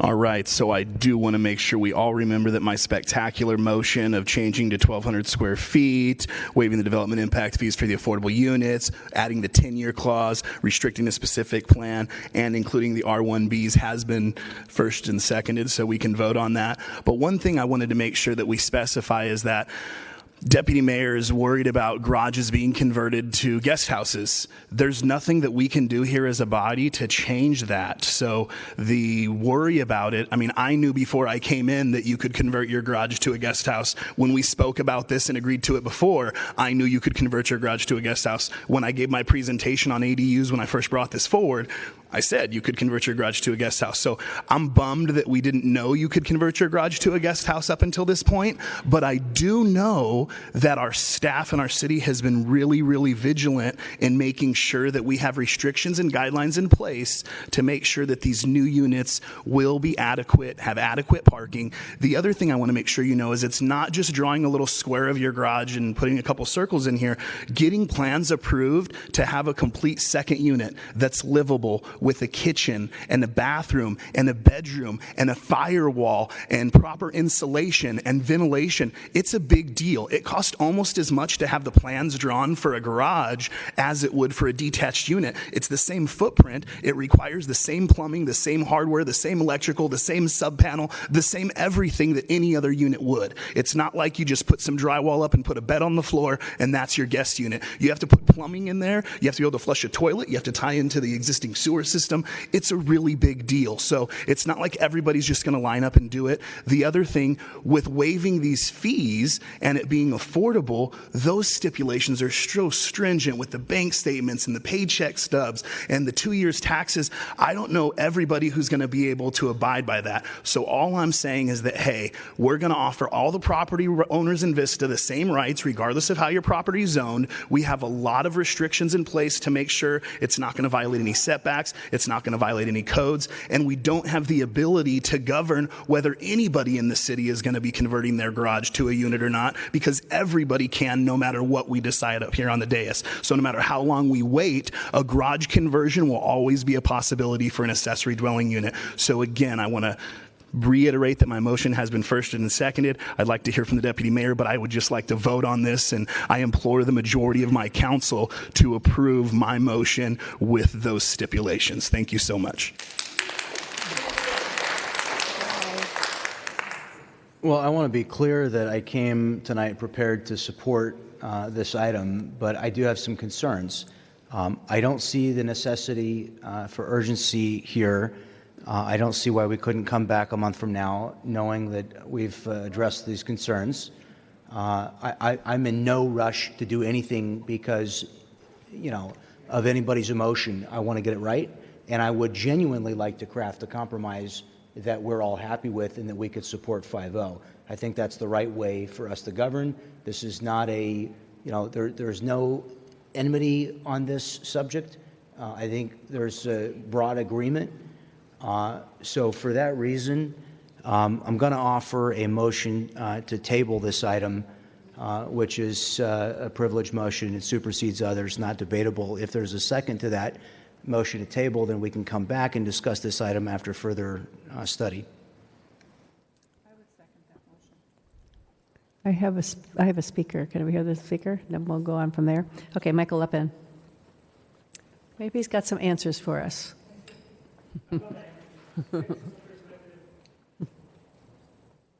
I just wanted to address Councilmember Rigby's comments. So I agree with you. There is a ton of restriction. And for homeowners, it is just incredibly hard to get this done. I'm trying to build an ADU right now. But I guess what we're asking for as homeowners is a way to recoup those costs. So I am a millennial. Buying a $500,000, $600,000 house in Vista is almost impossible. I mean, you sell real estate agent, right, Mayor? How many people under 30 are you selling houses to? Yeah. For those of us that have worked hard, saved our money, I'm a family of 3, me and my wife and my son. For us to buy a home was almost impossible, but the fact that we were able to do it, now we're trying to keep our home, and by building an ADU and collecting a little bit of rent to help out with the mortgage is going to keep millennials in Vista. And I know you talked about the future of Vista and thinking out ahead, and what we want to see is our neighborhood turn into a neighborhood of families. And right now, it's a neighborhood of retired people, which is great. I love these people. I talk to them every day when I walk my dog, but we want other kids in the neighborhood for our son to grow up with. And by not improving the neighborhood or making changes, you're not allowing our generation to come in and build up the neighborhood and create it into our neighborhood. You're saying, I bought my house on my quiet cul-de-sac and I like it that way and I don't want anything to change. And for us, that's that's really hard. I mean, that's basically saying you don't want us in your neighborhood because we can't afford it. And all we're asking for is the opportunity to improve our neighborhood, have the ability to help out with our mortgage, and really this is for our family members. Like, this is for our parents that, again, we're looking at retirement home costs in the future, and for us, it's more of a better investment to invest in an ADU as opposed to throw a bunch of money into a retirement home situation. So I guess what I'm asking is just take us into account when thinking about this decision, and know that this is really for us an investment in Vista, investment in our future. And by giving us this ability, you know, it's not like we're taking this money and throwing it away. Like, for me, I want to redo our front yard. I want to, you know, I want to improve our neighborhood. And right now, we don't have the ability to do it. But with this pass, we could have some help from the city of Vista to make our neighborhoods better, more diverse, and more inclusive. And also, I just want to note, before I could even submit plans, I had to show 5 parking spaces on my plans, 5. Okay. And I'm on a half-acre lot. And we weren't even allowed to turn in plans for the building before we could show 5 parking spaces. I need you to wind up. Okay. Thank you. Thank you. I have 2 more speakers. Rosemary Garza. Madam Mayor, before we move forward with the speakers who I want to hear from, I just want to reiterate that I want us to be able to work together to craft something that's good for everyone and protects everyone's interest. I would ask that we would vote on my motion. The rules dictate that it's entitled to a vote now that it's been seconded, according to Robert's rules. Is his overturn the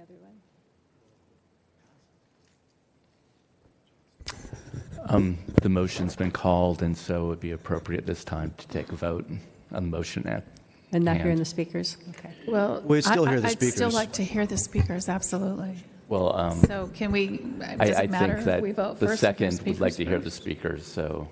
I'm certainly willing to hear the speakers first. I just wanted to reiterate the point that I'm not trying to oppose the item. I simply want us to be able to spend some more time making sure we understand the impacts and that we can work together. And I'd like to be able to find a consensus way to move forward rather than doing something on a divided question. Okay. Rosemary Garza. Good evening. I just wanted to say that I just think it's kind of funny at the same time that we're accepting a lot of applications from Leonard Homes, Meritage Homes, Gailey Homes. We're squeezing in these developments in tight places, approving their homes and townhomes, and they're not even affordable. We're talking about like the homes on Val Terrace from Gailey Homes are going to be $700-800 homes. I have a good job. My husband has a good job. We can't even afford those type of homes. And we're concerning about an average Joe like us trying to put an ADU to make affordable living for like our millennials that you're saying. If it was such a concern, maybe the developer should be put aside. You That's all I want to say. Okay, we're not at a ball game. We're in the council chambers, and we have to show respect. So please don't clap, or I'll have to call a recess, and please don't make us do that. Okay? So did I have another speaker? No, that was it. Okay. Okay. So we're going then we have to take a motion on the vote on the table, which is the item from Councilmember Franklin. But can Councilmember Green speak first? It's not a debatable motion. I just had a question about his motion. Sure. It looks like you want us to postpone until 8/9, which is our next meeting, because we're dark for July. I'm just wondering what we hope to learn in the next 30 days. Is it possible for us to tell us why we're postponing it, what information we're looking to get? I want to support it. I just want to know what we're going to know different in 30 days than we know right now. I'll indulge you. I want to examine more closely the specific neighborhoods, and I want to be able to delve more into the question. And I don't have the map in front of me from the other zones that are going to be affected. I don't feel that I have sufficient information at this time to make an informed decision. I've learned new information through our debate. And for that reason, and again, I'm asking you for the opportunity to support your initiative here. That's what I will not vote for it tonight if forced to vote on it. If you allow us to table this and bring it back up at our next meeting, which I think staff could certainly add to this to the next agenda, I'd be more than happy. I want to work with you to find common ground, and I want to get this done. That's honestly what I'm asking for the opportunity to do. I don't want to do this on a contentious split basis. I'd like us to work together and find the common ground. That's honestly what I'm going for here. So we bring it back in September or August? I see 3 votes here to move forward in some manner. So I think you're going to ultimately be successful. I'm really hoping that we can address some of these concerns and that we can work to do it in a consensus fashion. And we can add this to our next agenda in August. Yeah, the next meeting is August 13th. August 13th. And possibly we get some people from the neighborhood, maybe the neighborhood that we're from Karina, Councilmember Contreras' neighborhood. That's the one that's most affected, is up that corner up there, I think. And so possibly some speakers from there, or maybe we can look at that neighborhood more closely and. Yeah, and any other neighborhoods that are worried maybe can come in too. Okay, so I guess we'll take a vote on that motion. Wait, it's not hitting correctly. That was a yes vote for me. I hit yes, and it kept flashing on the no. You want us to do it again? Yeah. Okay, let's try again. Okay, there it goes. Okay, that motion passes 4-1, and it will be brought back at our next meeting, the first meeting, August 13th. August 13th, it'll be back here. So, and we'll all do more checking on all of the information. So, with that, we're going to move on to the next thing. There's 2 discussion items this evening, and the first one, D1, is our cannabis-related uses moratorium. And so, do we need to take a break? No. Just give them a second to get out of here. Okay.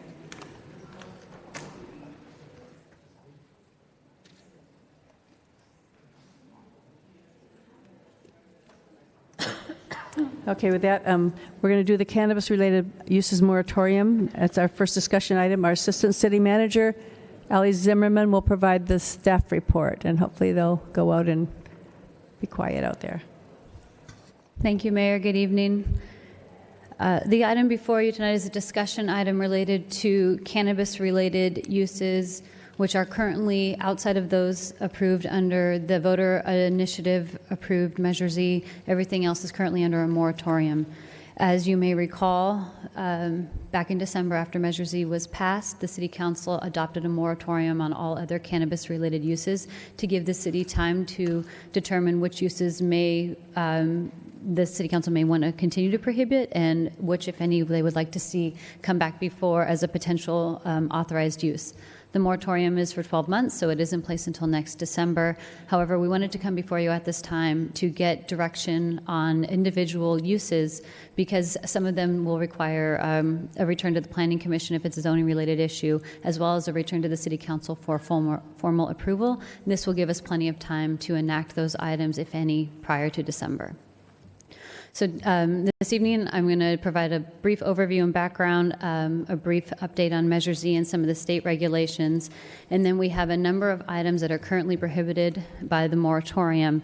And I was, if I could indulge the mayor, what I thought I would do is briefly describe each of those items and maybe take a break at that time to hear questions and public comment, because in order to make sure we're really clear on what we're going to bring forward, I'd like to go back and revisit each item individually with your either consensus or formal vote on each item so we know exactly what to bring back to you. So just a quick overview of Measure Z passed in November by the voters. It allows up to 11 medical retailers in the city. Measure Z also provided the city a very tight time frame for implementation. The City Council adopted a calendar in December in accordance with Measure Z's guidelines, and by the end of February, the city had gone through the entire process and issued to 11 applicants their kind of go forward card that their location had been approved and that their application was formal and finalized. The next process would be for those applicants to obtain their state licenses, obtain any building tenant improvements, certificates of occupancy, and in some cases site development plans for brand new development, and then to obtain a city business license in order to open. We've been keeping track publicly of those businesses as they go through the process on the city's website. under Measure Z implementation. There's a spreadsheet that gets updated when we find that another business has made it to another step in the process. At this point, we have a number of them who have applied for the state license. No business has opened yet. We've heard anecdotally that a few intend to open this summer, but at this point, we're still in the planning process on all of those Measure Z businesses. I also wanted to briefly touch on what's happened with the state since we last discussed marijuana and cannabis issues. The state regulations that were put in place to marry the medical law with the adult use laws were implemented effective in January. Most of them were just streamlining laws and putting a number of regulations in terms of application, conditions, prohibitions, all the things that come with it. But there was one item that was in direct contrast to what was identified in Proposition 64 related to the adult use law. That law allowed for personal consumption and possession, but authorized local governments to continue to have the authority over land uses and whether or not cannabis-related businesses were allowed in their jurisdictions. When the regulations were implemented, they superseded the rule related to delivery, and now delivery is legal in all jurisdictions, whether or not you allow cannabis uses as an agency. If it's from an approved, permitted business in another jurisdiction, they may come into your jurisdiction with no problem. So that's something that has come up that we'd like to address as part of the recommendation on delivery. We still have issues with the banking and some of the other safety things that are going on, as cannabis is still a Schedule I prohibited drug in the federal system. There's a very big issue with banking and how it becomes mostly cash-based businesses because banks are very they are not happy or uneasy taking any of that money in. There is a bill that's going through the state legislature right now, SB 51, that would allow for state-chartered credit unions to potentially accept some cannabis business money. We'll see if that goes forward, but at this point it's still up in the air and it is still mainly a cash-based business.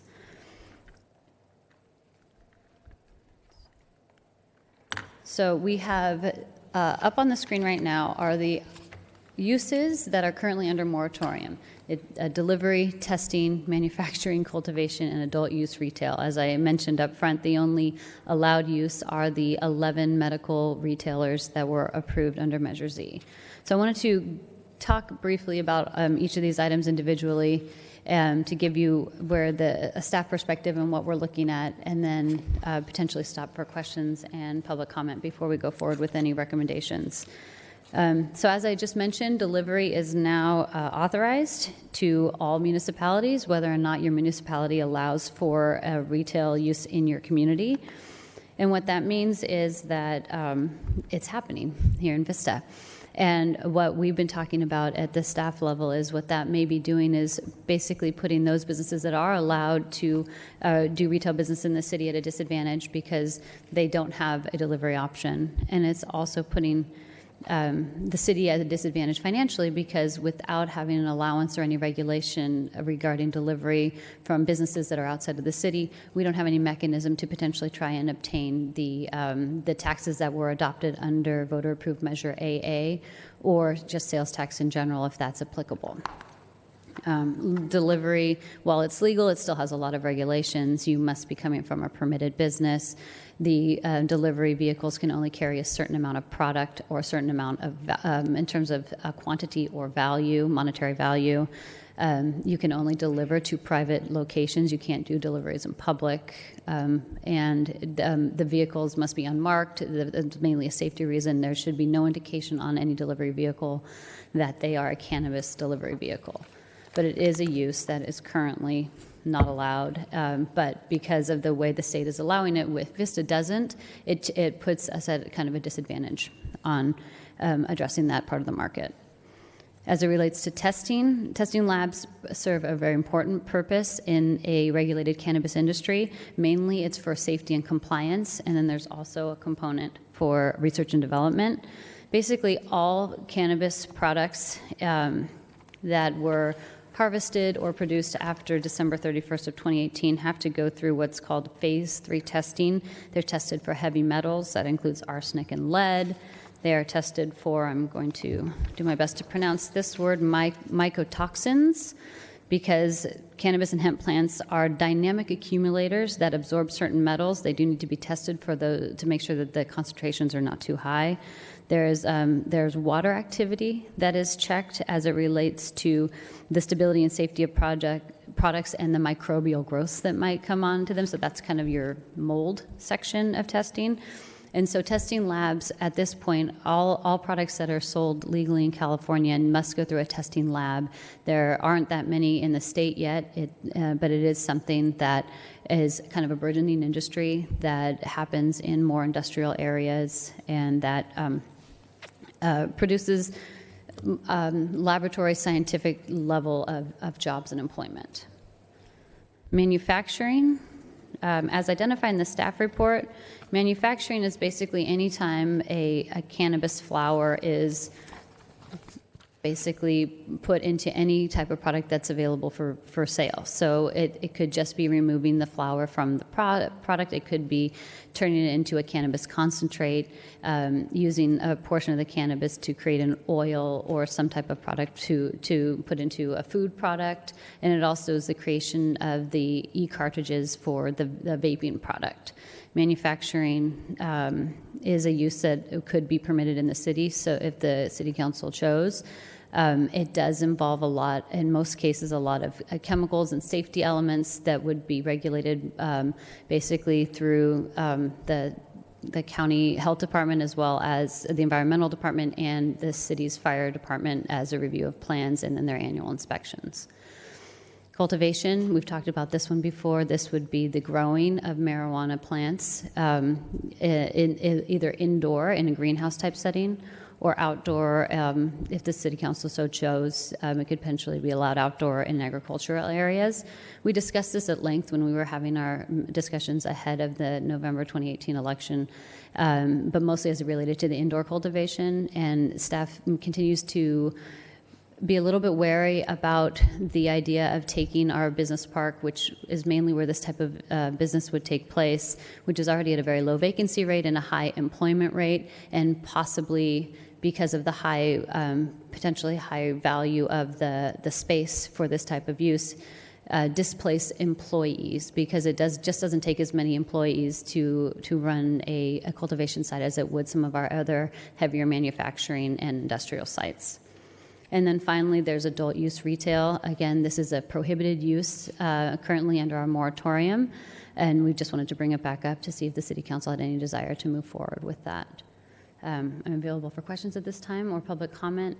Would you want to go back through each individual one? Is that what you? I do, to get your direction, but I didn't know if you wanted to have any answer any questions or public speakers prior to that. Okay, I'll do that. I think I have seven or eight speakers here. So we'll start with Kathleen Lippett, followed by John Byram, followed by Erica Leary.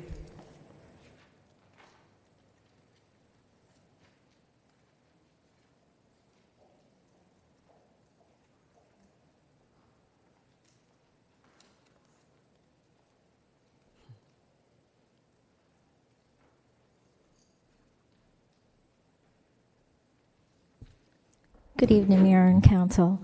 My name is Kathleen Lippett. I'm a grandmother. I'm a mother. I am a public health practitioner, and I support sound public health policies. The Association of Cannabis Professionals are the same folks behind your Measure Z. Not coincidentally, were the same folks that tried to bully Imperial Beach into increasing the number of their retail pot shops and to reduce sensitive use distance requirements, especially from child-oriented facilities. The marijuana's favorite target audience is children, after all, and they always want to be closer to them whenever possible. Imperial Beach officials did not give in to the marijuana industry's advocacy or their threats of litigation.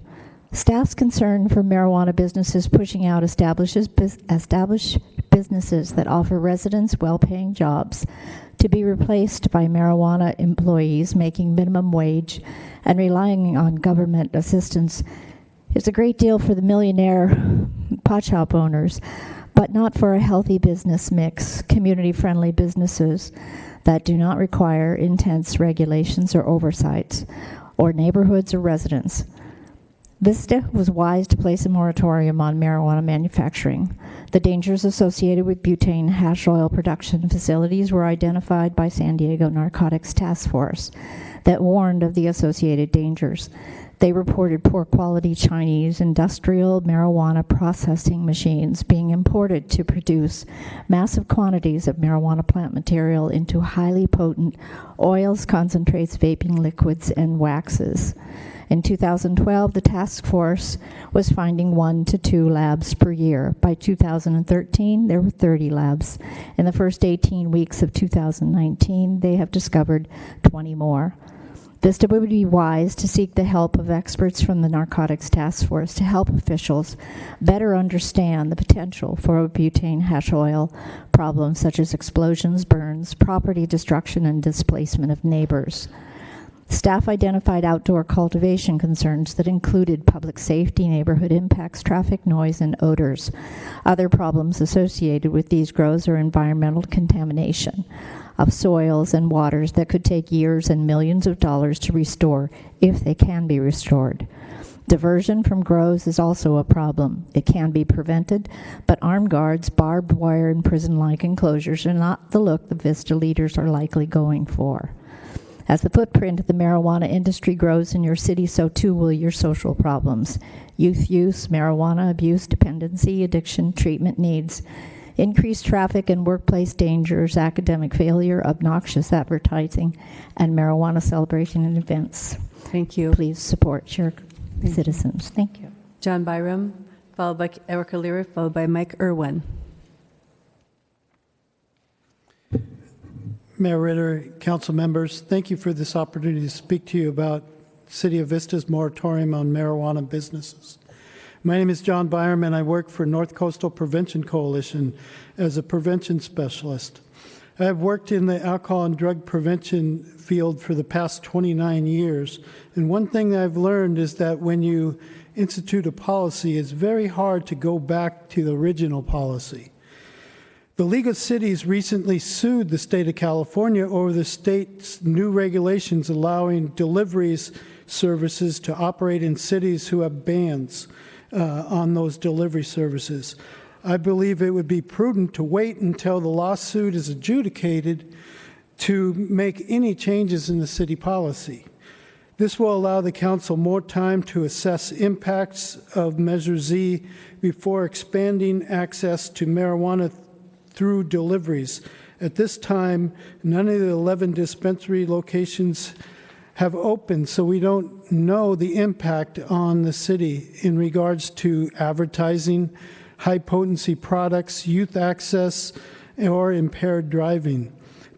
Before assuming outside deliveries will put Vista dispensaries in an unfair advantage, the city should wait for them to open and accurately assess if that is the case. Thank you for your time. Thank you, John. Erica Leary, followed by Mike Irwin, followed by Peggy Walter. And if Mike and Peggy could come up and wait on the side over here, it will make it move along quicker for us. Hi, good evening, Mayor and Council members. My name's Erica Leary. I'm the Program Manager for the North Coastal Prevention Coalition, whose mission is to reduce the harm of alcohol, tobacco, marijuana, and other drugs in the cities of Carlsbad, Oceanside, and Vista through community action, support, and collaboration. I'm going to try not to run out of time in my comments, but there are a few things I wanted to share, starting with copies of a speech from the author of this book, Tell Your Children the Truth About Marijuana, Mental Illness, and Violence. One of the many comments that he makes in this book is that he says, quote, "In all my years as a journalist, I've never seen a story where the gap between insider and outsider knowledge was so great or the stakes so high. The general public, and youth in particular, are being convinced that marijuana is a natural, harmless substance that helps people feel good. Among juvenile arrestees in San Diego County, some of the most high-risk and vulnerable youth in our communities, marijuana has passed alcohol and tobacco as a substance first tried at an average age of less than 12 and a half. Only 14% of these youth feel that marijuana would be harmful to the user, compared to 36% for alcohol, 59% for tobacco, and 97% for heroin. Research is clear that marijuana use is particularly risky for adolescent brain development. Marijuana can cause or worsen severe mental illness, especially psychosis, and is likely to increase the risk of developing schizophrenia. I'm not stating this to dispute potential medical or perceived benefits for adult users, but you must balance the need for access by adults with the potential risks to others. Vistans were convinced by flyers like these and a $500,000 campaign to support Measure Z to allow safe access to medical cannabis via, quote, highly secure and regulated dispensaries. Nowhere were they asked to allow 11 storefronts to also deliver throughout the city, and if the state prevails in their rulemaking, those delivery services would then service all of North County, which currently ban marijuana businesses. It's also important to acknowledge that as medical marijuana dispensaries, these will serve everyone 18 and up with a medical marijuana recommendation, which remain extremely easy to get for a nominal fee. It seems extremely premature to expand current regulations to allow delivery operations to 11 businesses that have not yet opened their doors. I'm going to run out of time. So a comprehensive plan to assess the impacts of Measure Z, adequately inform the public of potential risks for marijuana, and prevent youth use should be the city's priority before relaxing current regulations. Thank you for your time, and this was the article. Thank you. Don't forget your book. Thanks. Okay, I'm Mike Irwin, followed by Peggy Walter, followed by Kelly McCormick. Hello, council members and mayor.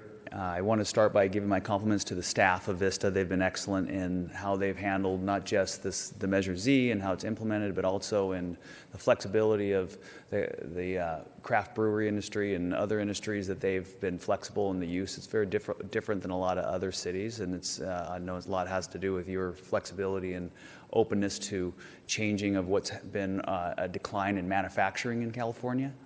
And it's helped maintain a very strong vacancy rate and property values, especially in the commercial real estate end. I was not involved in Measure Z. I appreciated the conservative approach, starting with the medical aspect of it and then seeing how the industry evolves from that point. Regarding delivery, that's a big one for the economic advantage or disadvantage for the 11 storefronts that have been approved, and mostly because there's a lot of delivery services from Santa Ana that drive south to Vista and deliver to its residences, and gets the city of Santa Ana gets the sales tax revenue, and the city of Santa Ana gets the benefits of the growth of their industries, where the Measure Z, I think, just missed that point regarding the delivery aspect of it.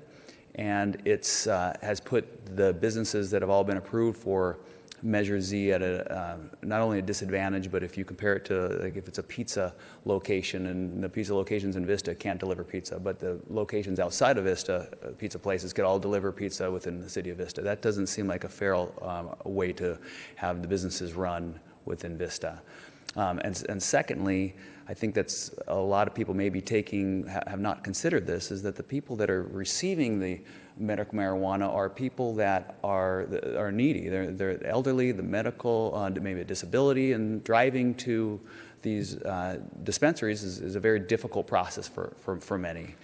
I think it also promotes driving, and none of us want to promote any driving under the influence, but if you're having people that are users driving to the dispensaries when in fact they could have a delivery service delivered to them, I think it's a safer way for things to go in regard to the end user's use of, and whomever decides to purchase the product. So that's all I wanted to bring to the table, and I thank you all again for your support and help with growing the businesses in the city of Vista.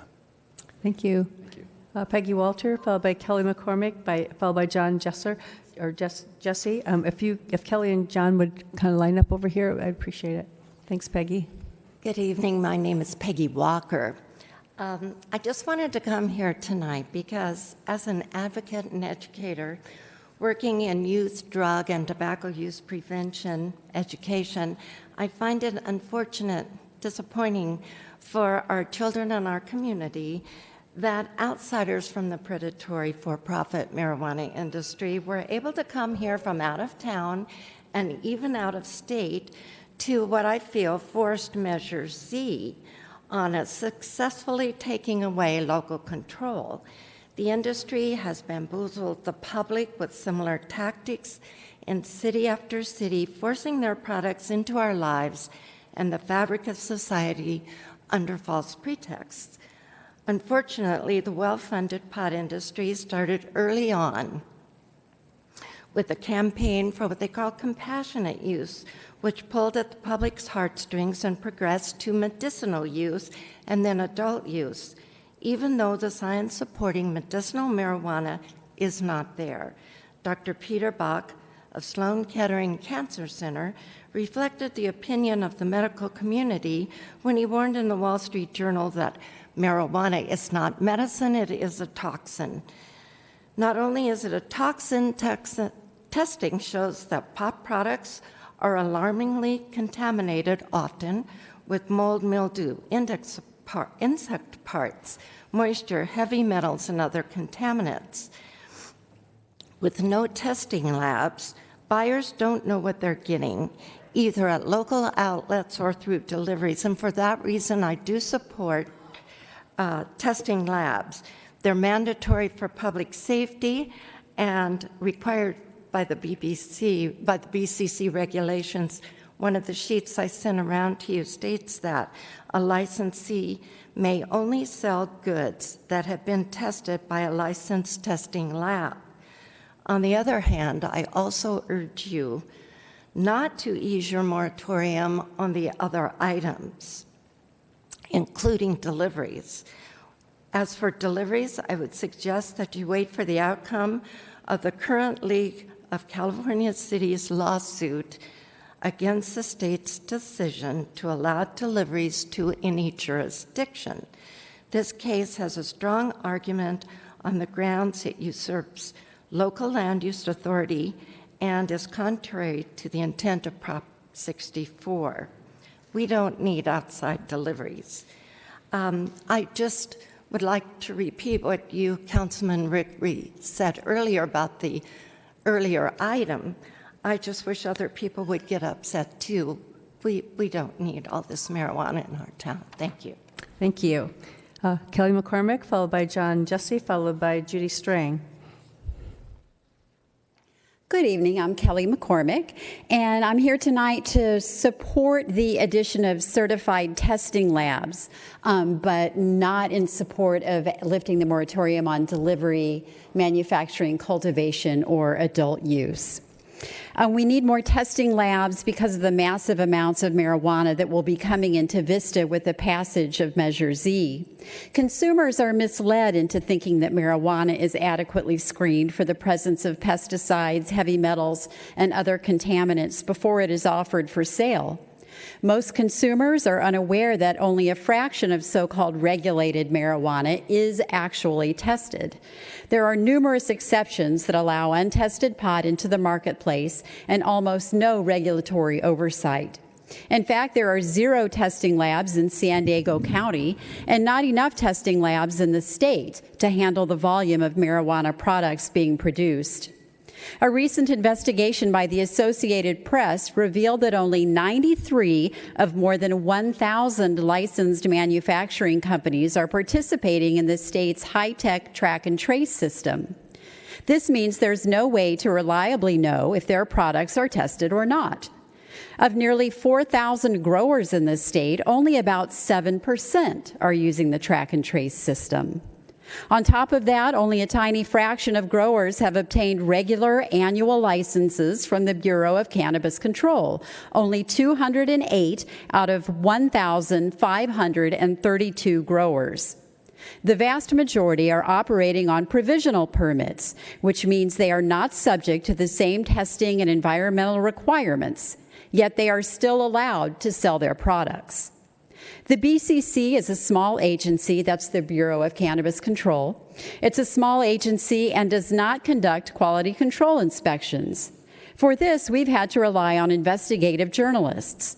Two different investigations by NBC Los Angeles have turned up high rates of contamination in products for sale, most recently finding banned pesticides in vape cartridges. One of these pesticides becomes poisonous hydrogen cyanide when heated. When vaped, the poison goes directly into the user's lungs and then straight to the bloodstream in a concentrated form. Other investigations have found fungicides, rodenticides, mold, heavy metals, solvents, E. coli, and other impurities dangerous to human health. To say that regulated pot is fully tested is only wishful thinking. Thank you. Thank you. John Jesse, followed by Judy Strang, followed by Nikki Leeds. And if Judy Strang and Nikki could come forward so we get ready to speak. Council members, thank you and good evening. Talk right in the microphone so we can all hear you. Yep. Okay. My name is John Jesse, and I'm one of the 11 application people that is on the registration list. I've had a medical marijuana collective since 2016. I started it because my best friend needs a kidney. By limiting delivery, he doesn't have a license because he has MS. And most of the older people, this is excluding them, the delivery part. I don't care about the economics of it. I don't even care about the delivery model. But I am, this is exclusive, and your tax money is going out. I don't care about the money, but my best friend doesn't have a car. He's 47 years old. He needs a kidney. I signed up for him. That's why I started my collective. I don't care about the financial aspects of it, but try to be inclusive of the older people who can't drive, the handicapped people who can't make it out, and lessening the traffic at the locations. It's going to help. It's already here, and it's already going to be here, and it's been here. I grew up in Vista. I went to every school in Vista. I went to the school across the street. Marijuana's been here forever. I'm in support of it, regulation, and as safe as possible. And I have one other question. Distribution's not on your list. Does that mean I can apply for a distribution license in the city of Vista since it's not on the moratorium? I don't know. We'll have to ask that question. And then one other comment about the testing. It goes through a process until it has to go through testing, and then it has to go through distribution. There's all these channels. I'm totally for having testing and all the rest of the stuff here in Vista because keep the money in the community, use it for the parks, use it to better the neighborhoods, of course. But there's a huge process here. The track and trace, the reason people aren't using it is the state of California doesn't require it right now. If I get a delivery, I'm going to use it. I'm going to put a GPS on the car. The people that are doing it are the good players. You're not required to because they're not up and running yet with the state level because it's happened so fast. And also think about you guys created at least 100 jobs with Measure Z. And most of these jobs they get tips. They make like $150 a day. I've been in the dispensaries, the illegal ones and the legal ones. This is a pretty good revenue stream, and it helps people out. So I appreciate your time. Thank you very much. Thank you. Judy Strang, followed by Nikki Leeds. Good evening, Judy Strang. I'm here on behalf of parents throughout the county who have dealt with marijuana businesses in their cities, and I've had a lot of opportunity to see how policies don't work. And I just want to remind us about testing, that retailers have no responsibility for testing. The testing must be done as part of the manufacturing and the cultivation, and though this fellow might want to assume responsibility for that, he cannot. The products that come to him have to have already been tested. I also want you to know at the state level, only 39 retailers, that's marijuana storefronts, like you're looking at your 11, have been permitted by the state at this point. There are still some in the queue, but there's a lot of heavy requirements that sometimes the applicants have found difficult.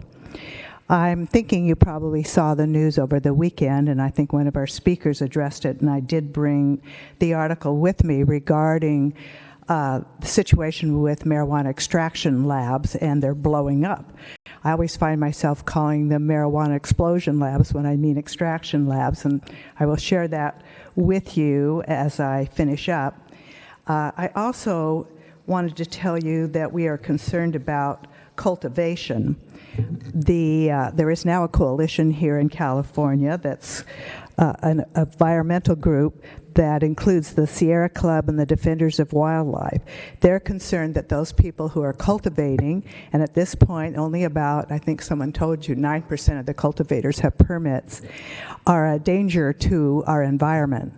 I tell you this because I think waiting is the name of the game. I think you need to see what your 11 marijuana storefronts are going to do, and to entertain the idea of any other businesses at this state is really premature.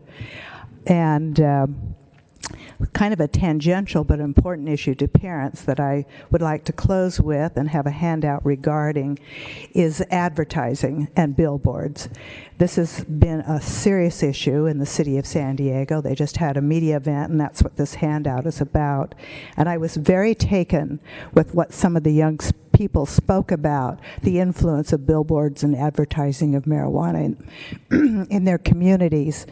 And they made the interesting statement that when they look at their town, or in your case, your city, they don't want to see billboards about marijuana, and they don't want to see advertising. That's not what their town is about, and that's not what their city's about, and it really disturbed them. The other comment they made that I found just riveting was this idea that marijuana ads and billboards were a gateway to curiosity.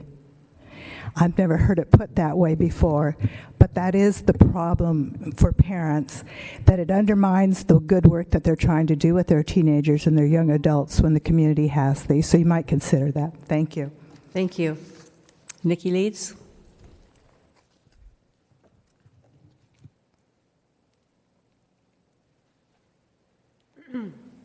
Hi, good evening. I had no intention about speaking about this, but I am incredibly curious, and I'm sure that you're going to tell me that I can't have the questions answered right now, but maybe it's something for y'all to think about. So first of all, I want to thank Ms. Zimmerman for her incredible job, and the staff for doing what they can under these tough times. Can't even imagine. So my question is, I'm looking at the moratorium: delivery, testing, manufacturing, cultivation, adult use. I guess I missed something. I didn't get the memo. We have 11 permits that have been given out, and they're going forward. So why do we have a moratorium on the other aspects of this this discussion? I don't really understand why we're doing this. I would feel, since the voters wanted this, we voted for it, why not get it up and running as quickly as possible and start to receive those taxes so that we can put them back into the community? Like, I'm thinking about our upcoming wildfire season, which the fire chief here at Vista spoke about at one of the last meetings, and we're looking at yet another year after year after year terrible wildfire season, and this is going to be incredibly costly. I mean, it's going to be huge, and this isn't going away. We're going to have fire season after fire season, so it's all year fire season. So I don't know, I'm just thinking about like public safety and getting those tax dollars coming in as soon as possible so that we can fill the coffers with money to help when we need it, and it's coming. So let's get this up and going. The voters voted for it. It's the law. Really, I have a neutral position. I mean, like, I'm not in the marijuana business. I used to work in cancer. I know that marijuana actually helps people who are undergoing cancer therapies. And it has a whole nother breadth of potential healing constituents. But aside from that, like, I'm all about helping people and healing people, but let's get these tax dollars going. Let's put them back into the city. I guess maybe somebody can answer for me at some point, you know, what the disconnect here. How long is this moratorium gonna last? Is there an expiration date on that? Thank you. Thank you. Okay, that was our last speaker. So do you want to hear, you want to hear from the council, or do you want to go through your things one by one? If the council has some general questions about what we just discussed or anything from the speakers, I'd be happy to take that at this time. Otherwise, I'll just be going down this list. Okay. It's your pleasure. Okay, so do you have general questions, Councilmember Green? Yeah, I was just going to kind of go over my thoughts on the 5 things, and figured you want to hear from all of us kind of on the 5 things. I do, but I'm going to go through them individually if you want to do it. That's fine. I could start with the delivery. I only had questions on the first 2 anyways. So my question with delivery is the state-approved adult use retail delivery statewide with no restrictions, or is it medical marijuana delivery statewide with no restrictions? It's both. It's both. Correct. Okay. So my question for you, as far as the lifting the delivery moratorium, would we allow, and maybe you're asking me, maybe I would tell you, since we have 11 dispensaries within our city, would we be able to allow those 11 to deliver not only medicinally but also recreationally, and say no storefront recreational, but they could do delivery recreational per state guidelines? The staff recommendation would be that the permitted medical retailers be allowed to deliver the product that they are permitted to sell, and under Measure Z, that is medical only. Okay. So it wouldn't be expanding their use to potentially adult use or any other business type, but to say that if they had customers that were not able to drive or chose to, who would prefer delivery of their medical product, then that would be allowed. Yeah, I definitely do that. I just go back to the pizza analogy, and if somebody's selling pizza to everybody and you're not selling pizza to everybody. The other component that staff is requesting the council's direction on would be to formally permit the delivery from permitted businesses outside the city, so that we could put a few regulations on that and potentially try to capture the excise tax that was adopted under Measure AA. Okay. So recreational would be allowed in that form, but since Measure Z was limited to medical, staff isn't recommending to expand their use. Okay. It just seems like if you can't get the delivery from a local, you're still going to end up calling the out-of-state one, and we're still going to be missing out on that taxation. I mean, I really want to see the medical implemented before I blast retail on, so I'm definitely good with the delivery of the medicinal. I would be even good with delivery of retail, not with actual retail sale at the locations, just because they're delivering anyways, and I think everybody, when they go online to deliver, it's not really a question that's even asked because it's legal, whether it's medicinal or retail. I think it's the same delivery process per se. So that was my only question, is what are our rules going to be for delivery? So I definitely support the delivery of medicinal. I'd like to see what my colleagues say about the delivery of recreational on top of that. Deputy Mayor Franklin. I'd be curious to know what the gentleman that said he was one of the licensees had to think about that. I don't know if he's still with us. But anyway, I would agree. It doesn't make any sense to prohibit delivery when the voters have authorized the storefronts, and we have a better opportunity to capture tax revenue from those businesses. So. And one of the things that voters were excited about was the potential for tax revenue, and in order to maximize that tax revenue. And it just seems bizarre to hamstring them when we know that, and I hear the concerns of the community that opposes it, but the reality is there's a dozen companies that will deliver to anywhere in the city today. So it's a question of logic. It logically does not make sense at this point not to make sure that we know who's delivering and to capture the tax revenue. That to me seems obvious. I'd be interested in some more investigation into the question about adult delivery.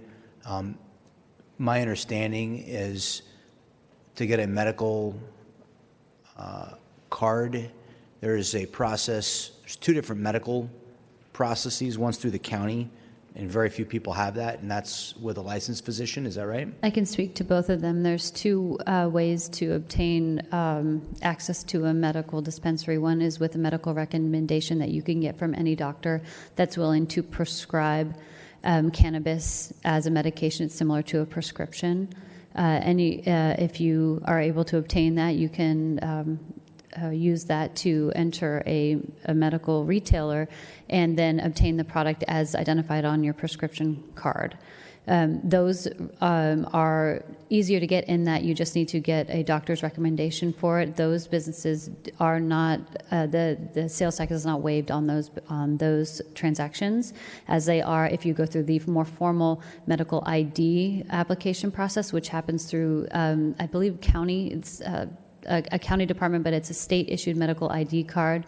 You go through a much more stringent process. You receive a medical ID card, and as if you use that to make your purchases, then you are not subject to sales tax.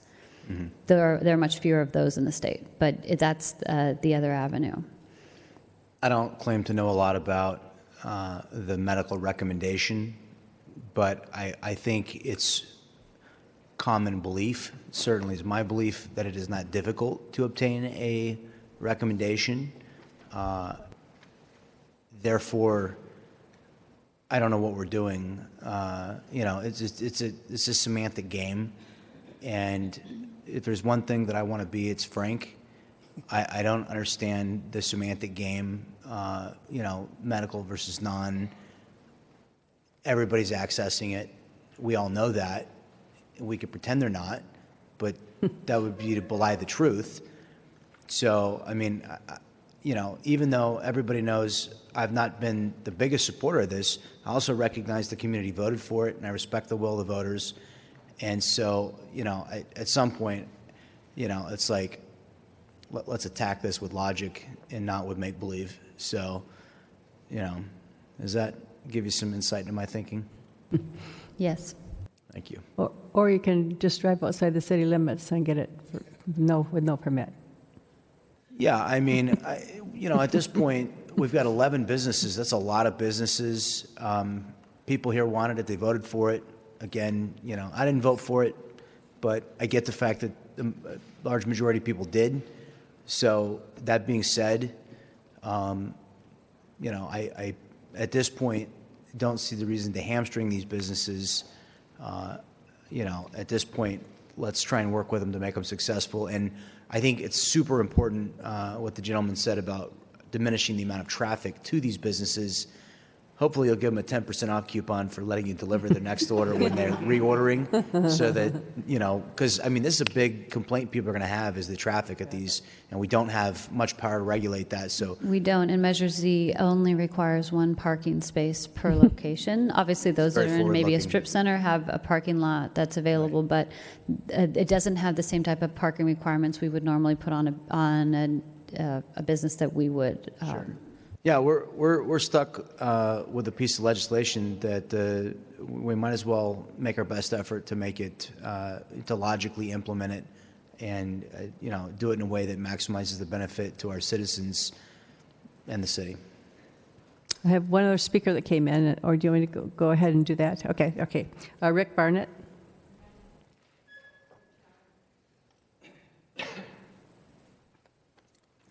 Hello, council members. I just wanted to address what Mr. Franklin was asking. He doesn't know the procedure about getting a medical marijuana card. It's not a very hard process. You can go on your phone, go on a website, pay $40. The doctor will call you, ask you your condition, and you'll have your medical marijuana card. That being said, I just would like to say that the Vista is a little behind on the adult use, because San Diego, if you can go to San Diego, they have adult use shops. And then same with the delivery. You can get the delivery from any city that has the adult use. So Vista would still be behind if they didn't do the adult use in the delivery. Because those people, there's a lot of people, especially older people, that don't want to get their medical marijuana card because they don't want to feel like they're part of some list or whatever. So they're going to go other places and spend their money elsewhere. For those specific reasons. And I just wanted to make everybody aware of that point, that the city is going to be missing out on a lot of revenue without the adult use related items, I believe. And I think a lot of the, like the testing facilities, manufacturing, those things are not going to create a lot of traffic for the city of Vista. All they're going to do is create revenue and jobs, because all you're going to have people going there is people that work there. People like me aren't going to be going there to buy product. We're not going to be going there to talk to anybody. It's just going to be the people that are running the operation. And so it's not going to have more traffic or create any type of problems with, loitering or any type of things like that. Now, the cultivation, that's a whole different thing. I don't really know if Vista has the proper properties that meet those requirements to actually do cultivation. But, like he said, the distribution's not up there. And that's another thing to where you can distribute to anywhere in California. So, and all the distribution is the middleman. Cultivator sells to the distributor sells to the dispensary. So, they can have a distribution company from LA bringing the product to Vista, and LA is going to get that revenue if we don't have a distribution in Vista. So I would like to have Vista consider also adding distribution to the list. And I know he asked earlier, since it's not on the moratorium, can we do it already? I know that was a question that you guys don't have an answer for yet, but that's all I wanted to add. Thank you. Councilmember Contreras. I agree with both Deputy Mayor Franklin and Councilmember Green regarding delivery. I have a few questions that I just want the answer on the record. Since we just passed our operating budget for year 19 through 20 and for year 20 through 21, can you remind me the amount of revenue on a conservative estimate that we are to be receiving from Measure Z? If I recall, for 1920, we had put in $250,000, and for 2021, just over $1.3, I believe, million in revenue. And that is currently needed to keep our budget afloat, is that correct? Correct, it is balancing the budget. Okay. So I think it's absolutely necessary. And I didn't want to be in a position where cannabis was a necessary component of the vitality of our economy here in Vista. But the fact that we can't balance our budget without this new stream of revenue is concerning to me. I was hoping that that money could be utilized for a plethora of other things other than just, other than the balancing of the budget. So I think that we do need to maximize the amount of tax revenue, and delivery is going to be a significant component of that maximization. So I am 100% in favor of delivery, and I would like to also include adult retail use in the delivery component. Again, it comes down to just numbers at this point.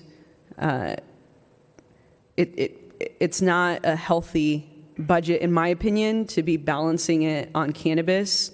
So if we have the opportunity to increase the amount of tax revenue, then I think we absolutely need to do that, especially when it's not detrimental to the residents at large. So, and I see this as not being detrimental, and 100% agree with the point that was brought up about traffic, because here in Vista, I don't know if staff has the number, but at some point we had a lot of illegal dispensaries, and I think more than are even being permitted legally.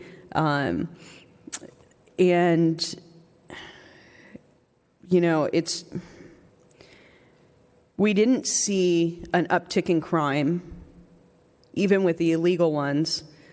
And having so many, I know that a lot of people in the surrounding neighborhoods would attest to the fact that there was a lot of traffic going in and out of those illegal dispensaries. So trying to cut back on, parking's always an issue here. And I think that the delivery aspect would not only address the revenue component for our budget, but also address some of the congestion that will most certainly occur at these locations, at the actual location where people are going to be purchasing. So that's pretty much. Oh, and I do have a question because one of the speakers discussed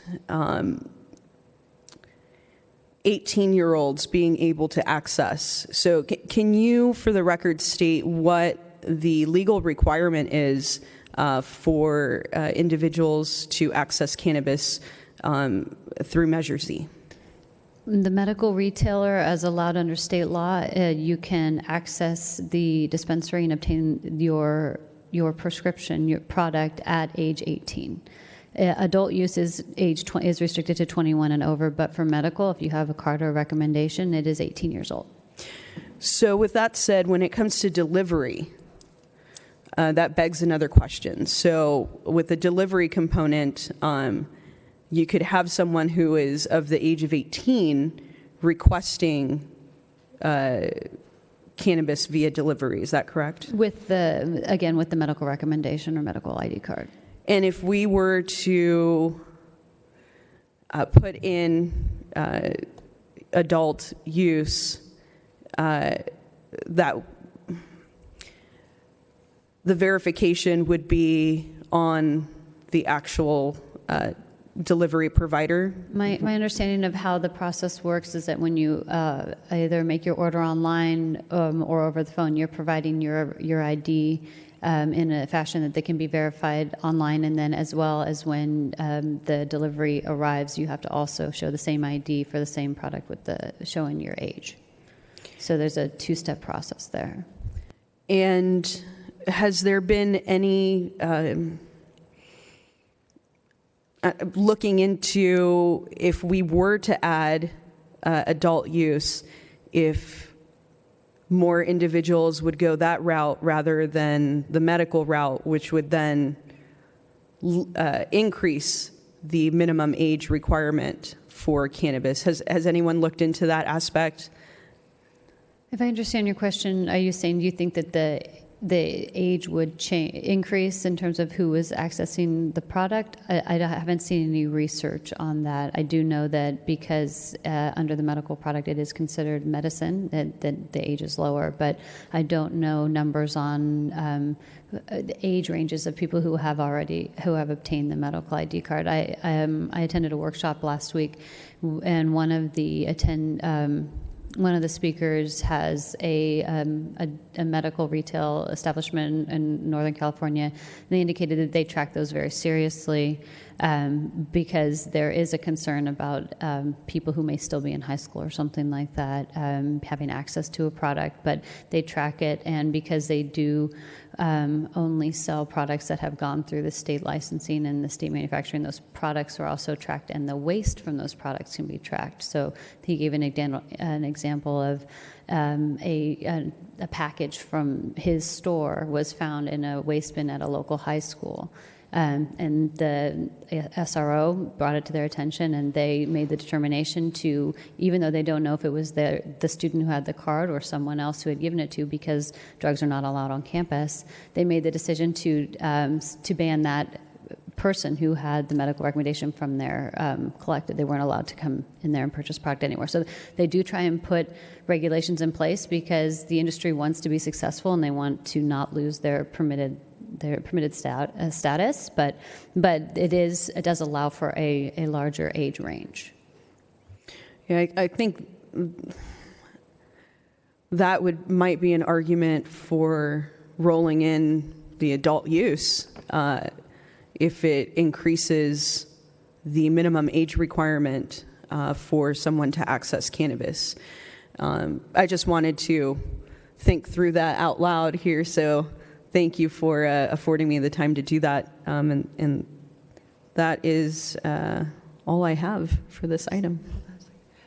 Could I just ask you, because I had a couple of people asking about distribution. Does distribution go along with testing? Because when they test it, then they have to distribute it? It actually is separate, and Mayor, I don't believe it's something that we've ever discussed formally at any of our meetings, but I can, at the end, once we get through the ones that are on the bullet points, we can briefly discuss distribution. Okay, because I just was thinking if they test it, somehow they have to get rid of it. after they Well, test it. So I'm distribution thinking is for similar students. to transporting of any product. Distribution is allowed even in agencies that don't permit other types of uses. It would be whether or not the city wanted to permit distribution facilities within Vista as an allowed use. Okay. Okay. So we'll go. Councilmember Rigby, sorry. I just wanted to ask That's that question. okay. Thank you. Thank you, Madam Mayor. This is not an easy topic for us, for any of us, I think. When I serve on the Sandag Public Safety Committee, and a couple of months ago we got our annual report regarding Argus and the interview surveys from people in jail, and particularly interviewing those in jail and prison for drug-related offenses, whether it's cocaine, heroin, methamphetamine, etc. Without fail, 100% of those in jail for drug-related crimes, 100% of those people said yes, that marijuana was their first drug, that it was their gateway drug, and they went down that road from there. Recognizing not everybody who uses pot is going to go down that road, but you can't not think about the effects that pot has on people who are susceptible to that. And that when we look at all of these people that we have on our streets and in our communities and in our jails who are addicted to really horrible, horrible, mind-altering, life-altering drugs, every single one of them started with pot. So I'm just going to put that right out there. Just think about that. Do with that what you want to. I hear people saying, yes, we need to get all the tax money from this, and we probably do, and we'll miss a lot if we don't. I don't like the idea of balancing the budget on ill-gotten gains. That just leaves a horrible taste in my mouth. But I also recognize, as my colleagues do, that the city voted on this, and the people in the city voted to approve this. Although I've had a few phone calls from people who wanted to know what we were going to do to undo it because this isn't what they thought they were getting.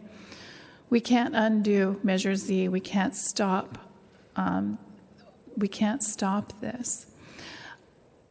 And going back even farther to previous council discussions, when we talked about what allowed uses we'd have in the community, I actually was okay with testing, and I think I even said I was okay with delivery of medicinal marijuana, because I have friends who use it for medicinal purposes. It actually is very helpful for them and probably keeping some of them alive. And I recognize the value of that. So I'm not opposed to delivery of medicinal marijuana. Not sure I want to go all the way to just adult use delivery. I have some mixed feelings on that. I would say I see that a couple of people from North County Prevention Coalition still here. Years ago, you might recall, we had a conversation on cigarettes, e-cigarettes, and banning different places in the community. And we talked about the difference in smoking today versus where it was 40, 50 years ago, when 80-some% of the population in California smoked. You could smoke on airplanes, you could smoke in restaurants, you could smoke at work. And where we are today, where less than 8% of the population smokes. And that's because of the education that was done over the years. So I would just encourage you, keep up with your education. Keep up with following all of the information that's coming out regarding pot, including what's coming at us from our counterparts in Colorado. Keep sending us things about what not to do. You know, these are the lessons learned from what happened in Colorado.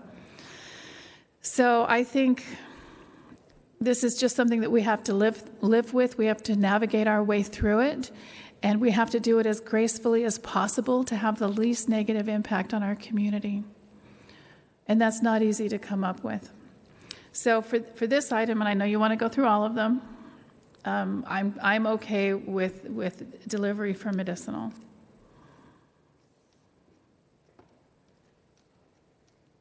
Oh, they're done? I think I'm done. I guess we'll talk about the rest of them as they come up. Deputy Mayor Franklin. I appreciate the gentleman's comments about what's required to get the medical recommendation card. He said you send an email or make a phone call and then the doctor calls you.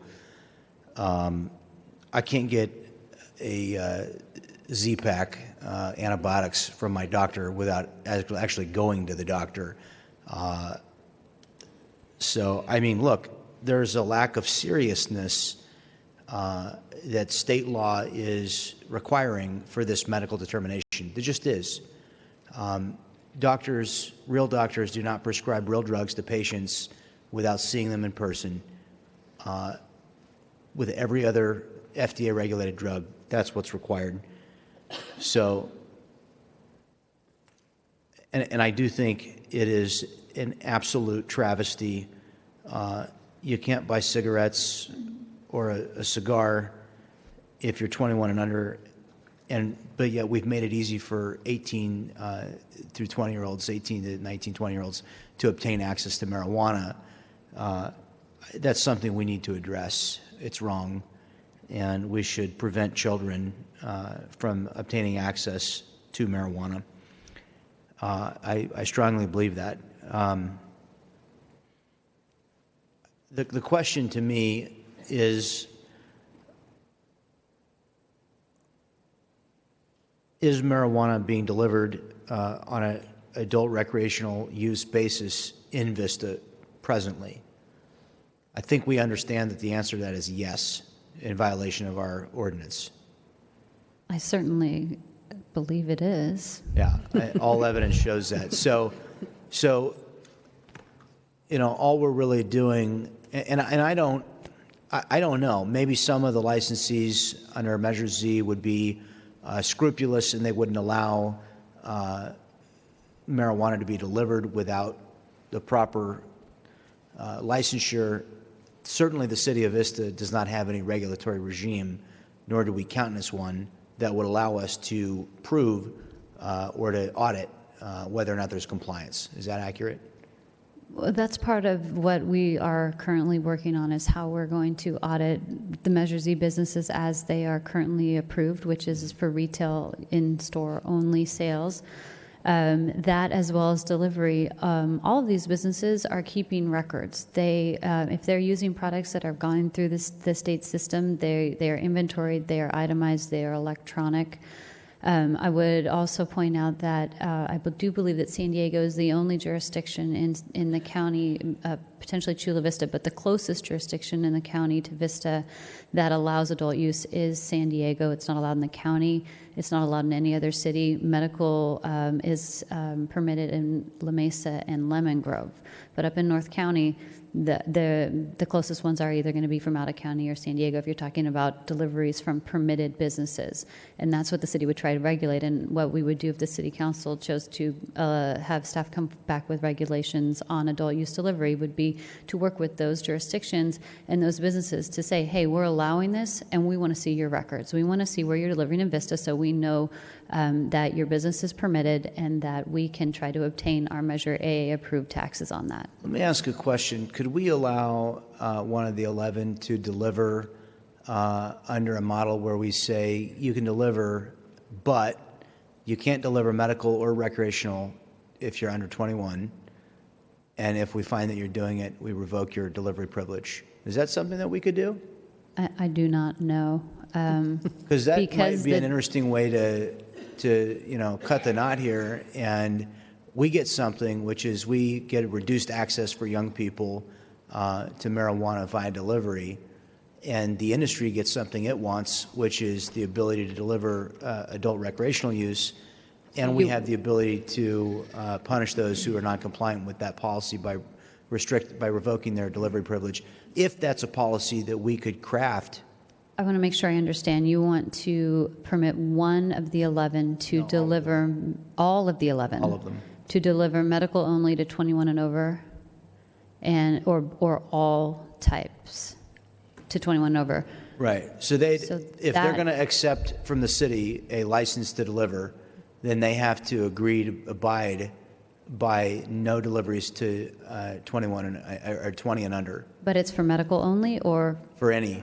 So I believe that would require a different permit from the state as well, and we would need to modify our code to allow those Measure Z businesses to also become adult use retailers. And we would have to determine what regulations we would want to put in place, if any, if they wanted to commingle. I guess here's my point. We're not effectively stopping young adults from gaining access under our current regulatory regime. We know they're getting it today by a delivery if they want it. But if we're going to allow these businesses to have a better opportunity to monopolize the delivery business here, can we also make a real effort at stopping delivery to those who are under the age of 21? That's something. Our attorney wants to chime in on this here. Deputy Mayor, we could look into that, but I have to note that the medical cannabis businesses have applied to the state, or at least the ones that have applied thus far have applied for a medical cannabis business license or state license. So under their state license that they're processing right now, they would not be able to do any adult deliveries.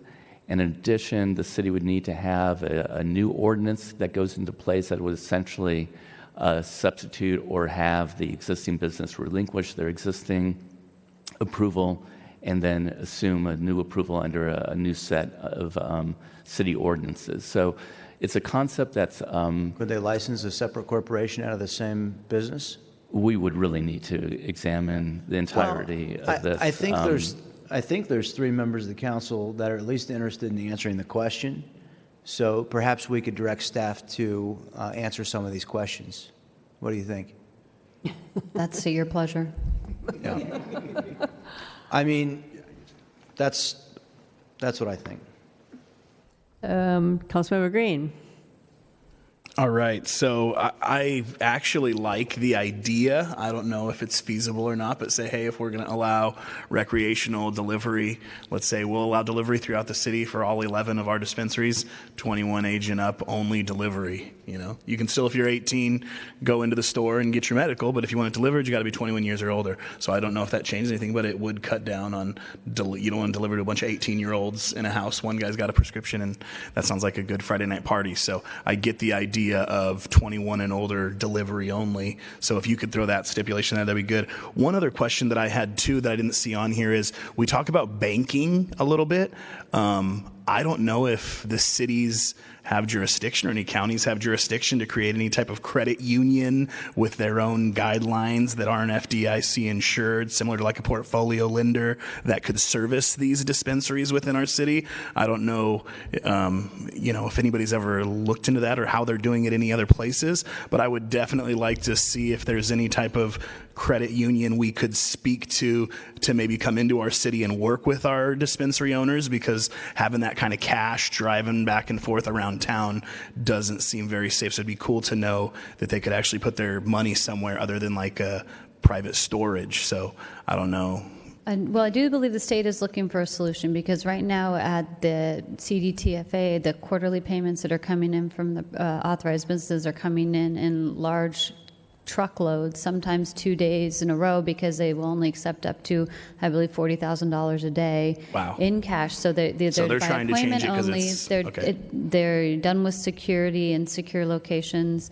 One example that I heard recently on a smaller level would be that instead of the city just accepting payments, we would make appointments at unidentified times to either take the money in a secure location or potentially take the money in a secure bank.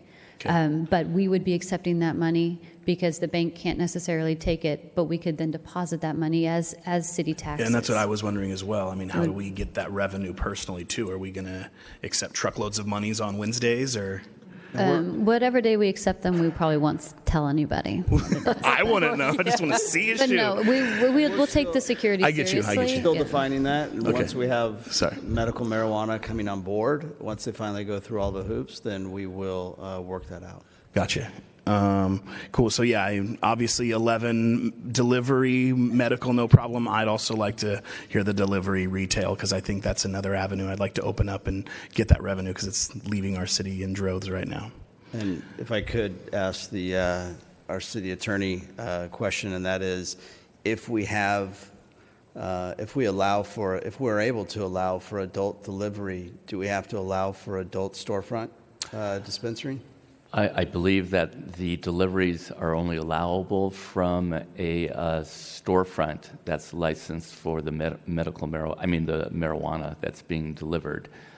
So it might not be possible to allow for delivery of adult use only without having the retail sale component be in place too, but it's something we could look into. Yeah, maybe we could do it separate. Okay. Councilmember Contreras. I really like the discussion that we're having surrounding the age requirement. I'm just not in favor of delivering cannabis to anyone under the age of 21. So I think that's a really important discussion that we're having here. And I would love staff to get us as much information as possible to answer all these questions that we've had pertaining to delivery. But I'm definitely in favor of raising the age requirement when it comes to delivery. And like Councilmember Green said, if they're younger, 18 to 20, then they can go to the storefront and have, I feel like it's an additional security measure at that point because you have to be there in person. So thank you to my colleagues for really delving into the age requirement. I think that we're giving some really good direction to staff, and I think the residents of Vista will be pleased with the discussion that we have here, and we'll see what comes of it. And seeing no more speakers, I would just say that I'm okay with delivery, but I'd like to see it from our Prop Z dispensaries, not outside. I'd like to see, if we could keep it with them. I'd like to know more about the adult, if that would be possible to do there. I'm okay for the testing. I think distribution should go with testing, but you need to bring me something Mayor, back on that. I'm going to go through each of them individually. you're going to go I'm through them still all? looking So for just I'll a little be bit of quiet and let you do it. clarification on delivery. What I'm hearing is that at this point we're going to continue to prohibit delivery from any retailer, both in or out of the city, but return with information on whether or not we can allow it at the Measure Z approved businesses but with an age restriction of 21 and over. And then in addition, we're also looking to see if we can find if there's an avenue to allow for adult use delivery only from those same retailers. I think we're overlooking something, though. There are already businesses that are delivering into the city of Vista, and they've got an established client base. And if we're just going to, put blinders on, we should be asking for our excise tax from them. So if you're in Vista, you should have a competitive advantage in delivering to the Vista customer base because you can get there faster. Under state law, you said you can only carry so much product. Where are they returning to resupply? So they can only have so many orders on them. You'd be able to operate more efficiently. Our 11 dispensaries should have a major competitive advantage. But if we prohibit the others, what we're really saying is we're going to have a nonsense prohibition that we won't enforce. We know you'll continue to deliver, and we won't get any of the money, and you'll happily have now a competitive advantage over our folks because you're not having to collect the tax. But what I want to do is it should be an even. Our businesses don't want the guy from Anaheim coming in and going, "Hey, man, order from me, it's 7% cheaper," right?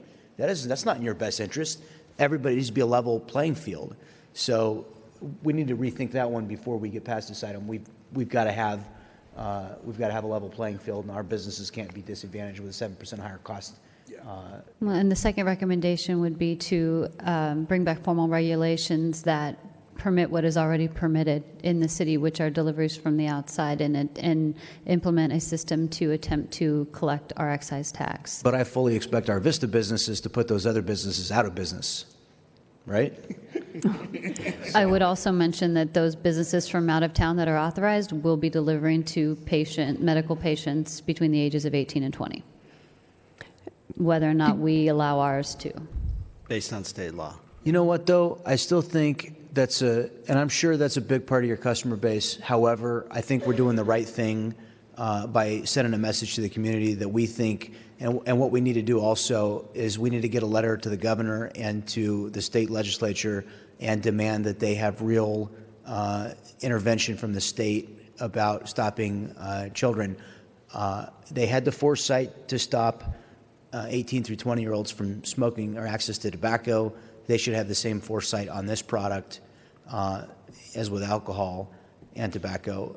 We need to get a letter off on behalf of, I think the entire council agrees that we should stop, underage persons from having access. So we need to get active on that subject and start lobbying to make sure that that's addressed.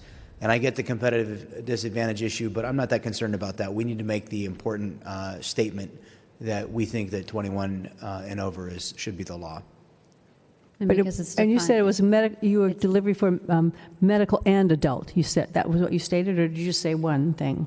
For which item one or item two? For delivery, medical and adult? From the Measure Z businesses? Yes. That's what I was directed to research. Yes, I didn't hear you say that, both of those. Okay. Oh, Councilmember Rigby. I just wanted to go back to the question about trying to get our excise tax from outside deliveries into Vista. I'm not sure how we propose to do that. My understanding is that their cars can't be marked, so we don't know when they're in town. They're not sharing with us their client list and their delivery schedule. And I know that we don't have patients calling City Hall saying, I'm getting my delivery this afternoon, wahoo. How do we anticipate even finding out who these outside delivery people are?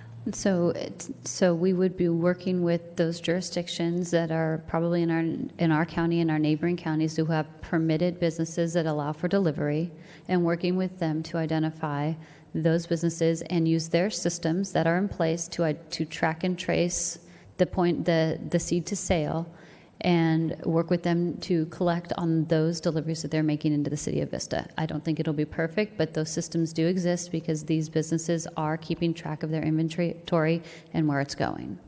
The same track and trace system we heard earlier that not too many of them are actually using?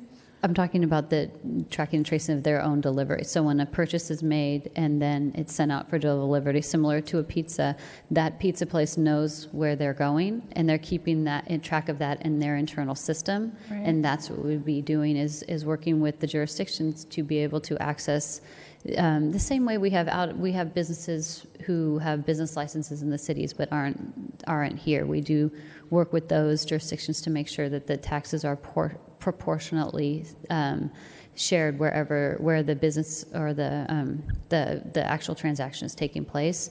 So we would be working on a system like that if the City Council directs us to move forward with that regulation. Okay, thank you. Deputy Mayor. I just want to say it is my absolute expectation that we will implement a plan for enforcement of tax revenue collection. We send people in to try and buy. We send minors and to try and convince adults to buy alcohol, and we cite them. Our sheriff's department does that. We have folks that go in and try and buy tobacco underage, and issue citations when the law is not observed. And I would expect that we would have some kind of an undercover sting where we would call businesses from out of the city and in the city, have them deliver product and see whether or not sales tax is being charged. And those who aren't, I would assume that we would pursue the fullest civil and criminal penalties against them for their failure, and that we work with the other cities. Because if they're cheating us when they're delivering here, then you can bet they're cheating their home city. So, the one thing that the community expects is they expect to get their tax dollars. A lot of them were motivated to vote for this because of that, and we should be absolutely relentless in the pursuit of enforcement and collection of the tax dollars so that the people get what they thought they were voting for. Okay, so on to testing. Moving on. Testing. Okay, testing. Item 2. This was a use that I believe the City Council had some interest in pursuing earlier or last year when we were discussing these items at length. As I indicated before, testing labs are important for determining the safety of a lot of product, as was indicated by some of the speakers. Unregulated product comes up with a wide variety of mold and toxins and pollutants in it. So testing is something that is limited in the state right now. It would be the staff recommendation, if the City Council chooses to move forward, is that we would come back to allow that use in our industrial zones or the business park areas with a special use permit, and we would bring forward an ordinance to implement that based on the existing state laws related to testing, as well as anything else the City Council may desire. Councilmember Contreras. I'm 100% in favor of testing. We absolutely need it. It's a public safety concern. We need to make sure that the product that's out there is safe to consume. Also, where Vista's positioned very nicely on the 78 corridor, and we have fabulous universities. We have Cal State San Marcos. We have the two junior colleges, Maricosta and Palomar. And I think that when we look at the overall economy and we look at workforce development, I think that lab testing could be a really important component to keep some of our young folks here that go through the university, graduate, know how to use. I know Cal State San Marcos, my brother went through their program for chemistry, and I mean they do a fantastic hands-on job teaching those students how to use this really complicated lab equipment. So I see 100% all positives with the testing, and I think that we should move forward with allowing testing to proceed here in the city of Vista. And I think those are high-paying jobs also. So, Councilmember Rigby. I agree. Testing is absolutely paramount. If we really do have to go down this road, we want to make sure that the product is as safe as possible for our city, for our constituents. And I think we talked about this way back in the beginning, that I think testing is absolutely important. So I agree with that. Deputy Mayor. Yes, I'm in favor of testing. Do we want to talk about whether we're going to limit the number of testing businesses, or do we want it to be unlimited? It's up to the City Council. I would say as long as we have some means to ensure that it is actually a testing business and not a manufacturing operation of some sort, or they're not violating the terms of their special use permit, then I don't necessarily need to see the limit, the number. I mean, I'm sure that the marketplace will regulate the number, so that'd be my thought. Councilmember Green. I agree. Yes, test. Whoa, that was quick. Mayor? I already said, yeah, I'm agreeing for it. Yes, I agree for it because it's high-paying Okay, jobs. then we will bring back an ordinance to allow for testing, the testing use. Manufacturing, we've discussed that a little bit. This is, and I put a lot of definition into the agenda report because we hadn't discussed it in previous ones. But basically, this is manufacturing cannabis, either the compounded blend, the extract, or infusing it otherwise to make or prepare a cannabis product. This could be as simple as packaging to as complicated as a heavy extraction base using solvents, other chemical processes. This is a use that we haven't really discussed, but as it was on the moratorium list, we wanted to make sure we brought it back to the City Council for consideration. Because we haven't done a lot of discussion on it, we thought that if the City Council had an interest in pursuing manufacturing uses, that we would come back with more research. Councilmember Contreras. So when we first discussed manufacturing, when you went through that quick summary at the beginning, you said any initial processing. Is that correct?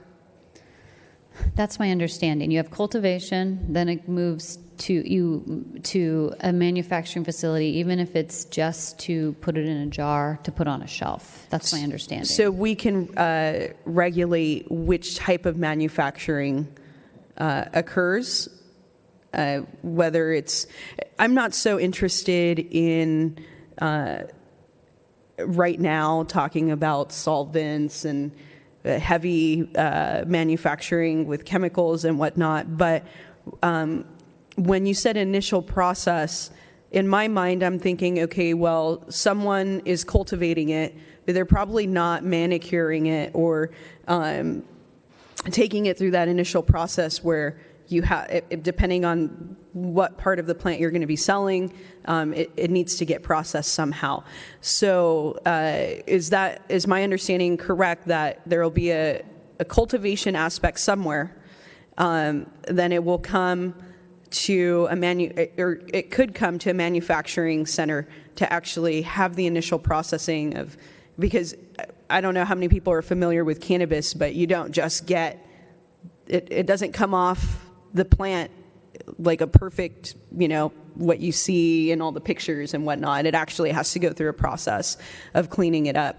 So I would be in favor of manufacturing that was an initial processing, not something, and also having a limit to the number of places that we allow to manufacture.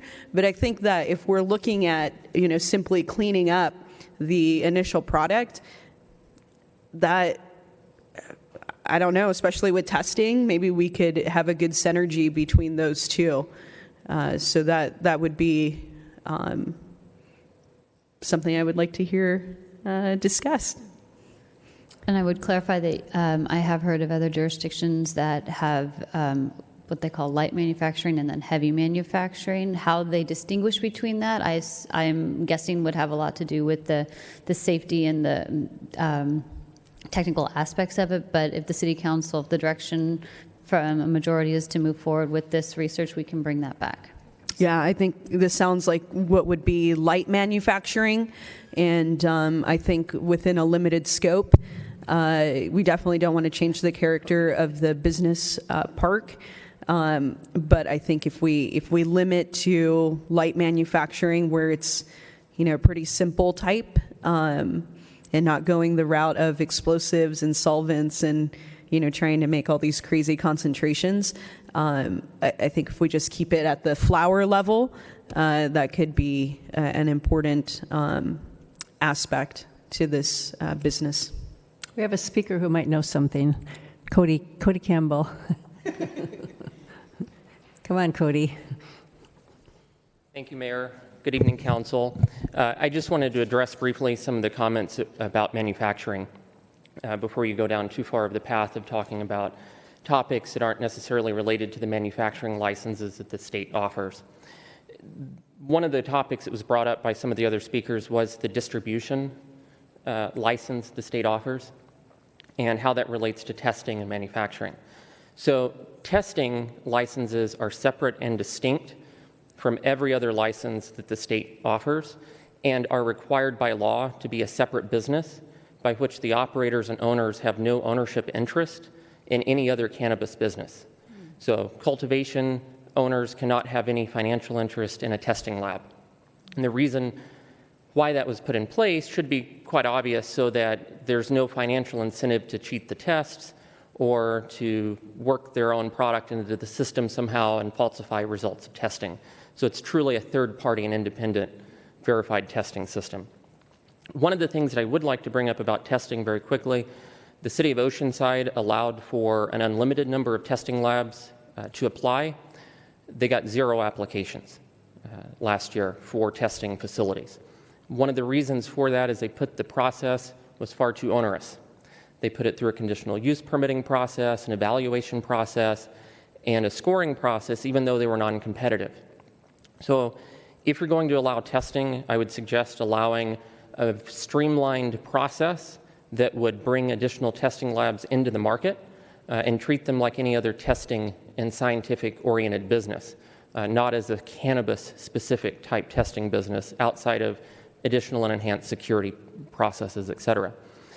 Manufacturing specifically, there are several license types that the state issues. Some are solvent-based, or volatile solvents. Some are non-volatile solvents, which are used in food products today, oils, et cetera. And then some are volatile processes used to manufacture cosmetics. Those are the types of scientific-based processes that are already in place used in other industries. When you hear the speakers talk about explosive facilities, exploding labs, those are the unlicensed facilities. Those are the labs that the cannabis industry wants to eradicate. So the industry wants to be a partner with local jurisdictions in helping to eradicate illegal deliveries, illegal dispensaries, and illegal manufacturing facilities because they're unsafe, they're selling unsafe product. So however the city can work with the industry to develop facilities that are regulated, because one of the things that hasn't been brought up much tonight is the number of regulations that the state has in place for each of these types of facilities and why it takes so long for those businesses to become licensed. So I would like to make myself available after the meeting if any of you have any questions regarding any of the processes. Thank you. Thanks, Cody. Councilmember Franklin, or did you have more? No. Councilmember, Deputy Mayor Franklin. I would be willing to entertain a discussion about the non-volatile manufacturing. I wouldn't want to see us have anything in Vista where somebody's designing something that seems like it's marketed towards children. I know our former colleague, John Aguilera, had talked about that a lot, and I agree with that idea that if something is and those of us who've been in these dispensaries, the Sheriff's Department gave us a tour,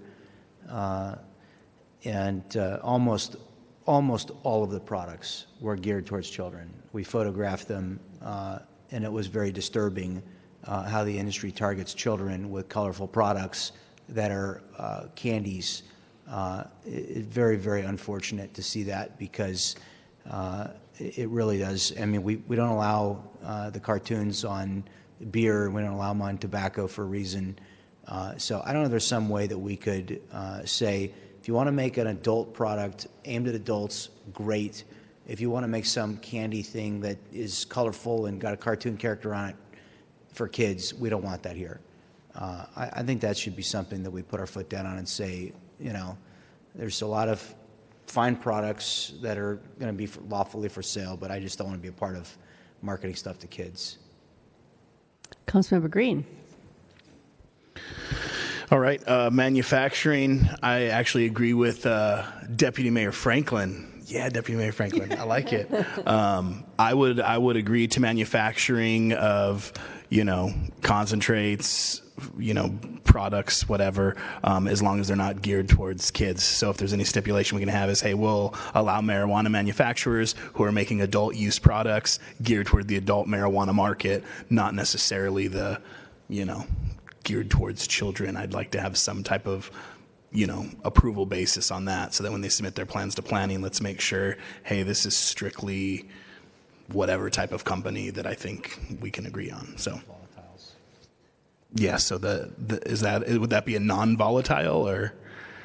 I so far I've heard from three that are interested in seeing something come back with the non-volatile, but the packaging and stuff we'll do more research on.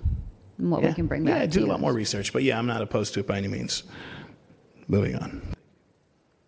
Councilmember Rigby.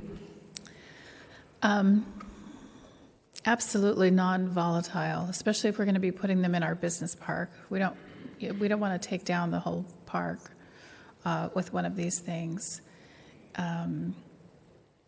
And also, I agree about the kid thing, and I don't know how that we would do that. But when I did tour the pot shop that I toured, it looked like a candy store. When I was a kid in Imperial Beach, there was a candy shop called Buford's, and you walked in and you knew it was a kid's candy shop. It was like a Disneyland thing. There were colorful lollipops and all kind of things, and that's what this pot shop looked like. It looked like someplace that a 5-year-old had a field day in, and we don't want that. And I agree. You're catering to adults. You're selling to adults. Be adult. Because kids just get so drawn to that stuff. So I would agree with what my colleagues said on that. But this is for number 2. Returning to council with additional research and a formal recommendation. So that's what I'm looking for. So thank you. Councilmember Contreras. I have a question regarding how detailed we can be in allowing certain products. So are we able to have them submit a list of products that they will be manufacturing and the packaging that product would have?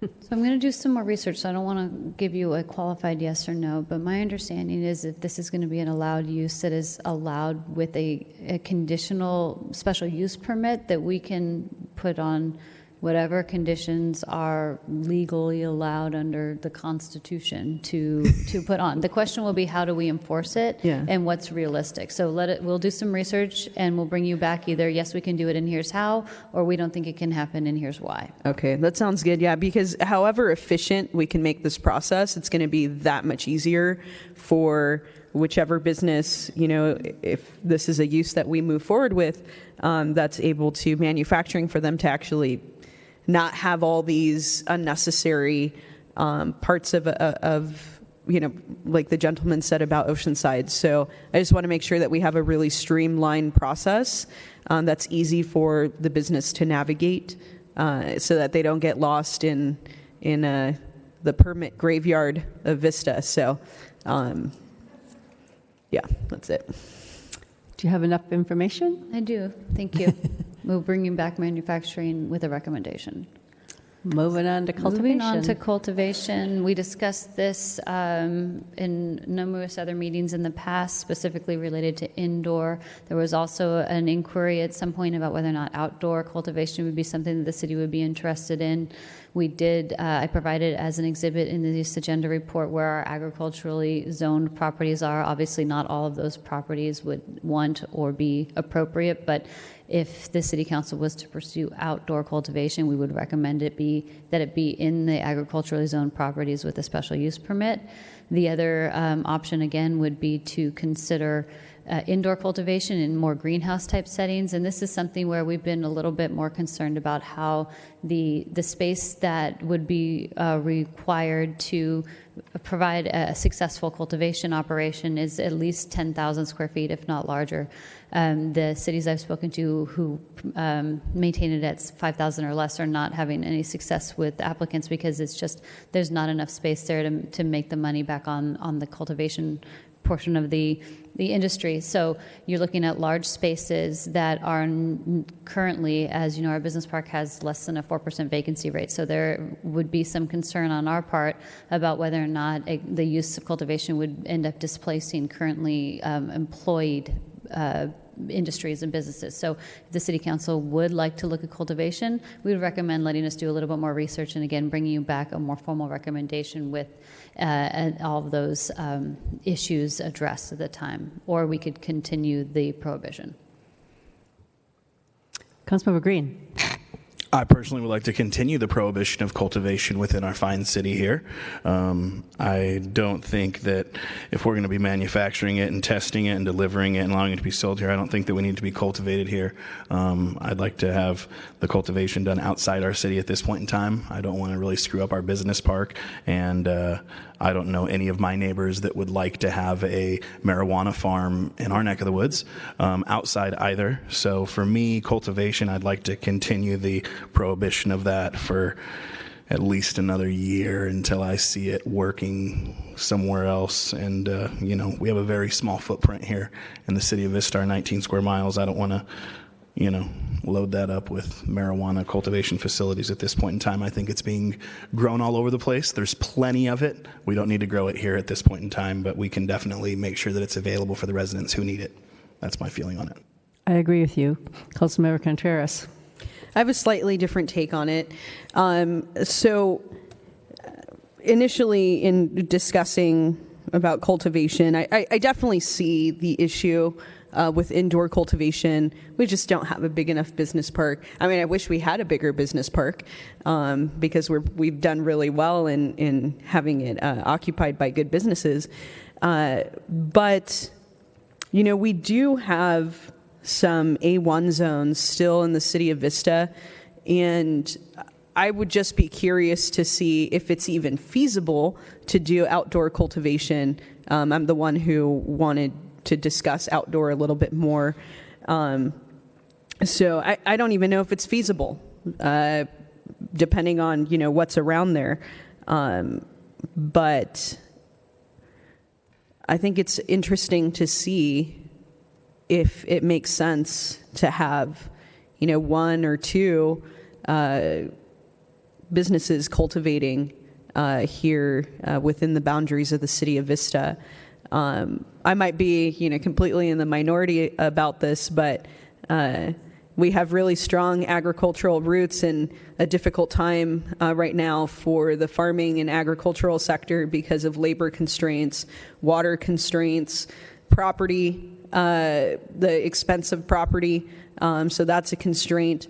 And for some of those who, have the property that's properly zoned for cultivation, I think it would be interesting to see if that property can feasibly have a cultivation business or not.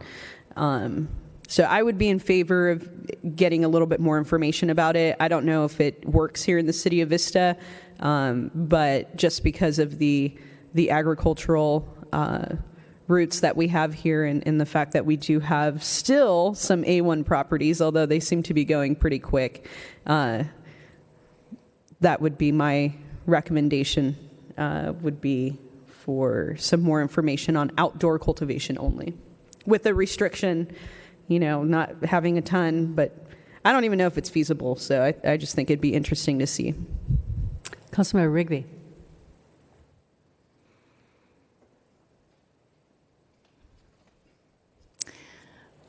I could probably go a couple different ways with this one. My initial reaction to this question is no, I don't really care to have it growing in my community.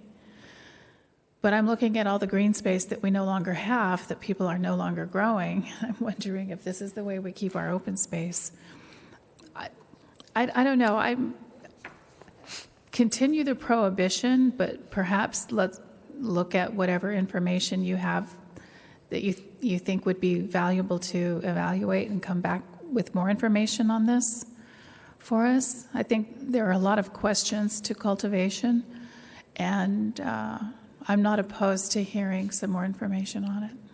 Just so I understand, you're talking about outdoor or indoor or both? I'm talking outdoor. If it indoor, we're talking our business park. I'm probably not, that doesn't do anything for me because I don't want to displace, we have so little space there, and I don't want to displace businesses or people or jobs. So that isn't someplace I would like to go, but not saying that I am going to agree with it, but I'm not opposed to hearing more information. Deputy Mayor Franklin. I think my colleagues on my right and left just blew my mind. Are you getting sleepy or something? I just said I wanted more information. I didn't say I was in favor of it. It's shocking. I think I agree with the. I'm not leaning toward it, but I'd like to learn more about what it would entail.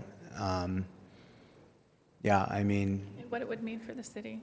I'm sure all the people that don't want to see the development on East Vista Way would probably be happy to, if it's not strawberries. But I'm not saying that I'm in favor of that by any stretch of the imagination. Don't misunderstand me. But I think the issue is not so much with outdoor, but with indoor. It's being grown. People are doing it. They're not asking permission. We're not getting the revenue, and so. And I know it's not. We've looked at the revenue proposition. The revenue proposition is not good. So, I'm not really heavily leaning toward it, but I suppose if you want to learn more about it, I'm okay with spending some time to look at it. But I don't know that that's the direction I want to go. But Agreed. I heard too, my friends have been in Northern California say that it smells really bad up there when this grows outdoors. So, I don't, okay, Councilmember Contreras, I'm not interested in it. It's always interesting up here, I'll tell you that. I love the discussions that we have, and Councilmember Rigby really brings up an interesting point about the fact that we are losing a lot of our open space and green space here in the city of Vista. And I don't know if there's a way to tie this into our climate action plan, if they do like regenerative agriculture practices and cultivate organically or whatever that might mean. But maybe. So if staff could take a look to see if there's any links between carbon sequestration in the soil by growing cannabis in our open space where it would be permissible to do so.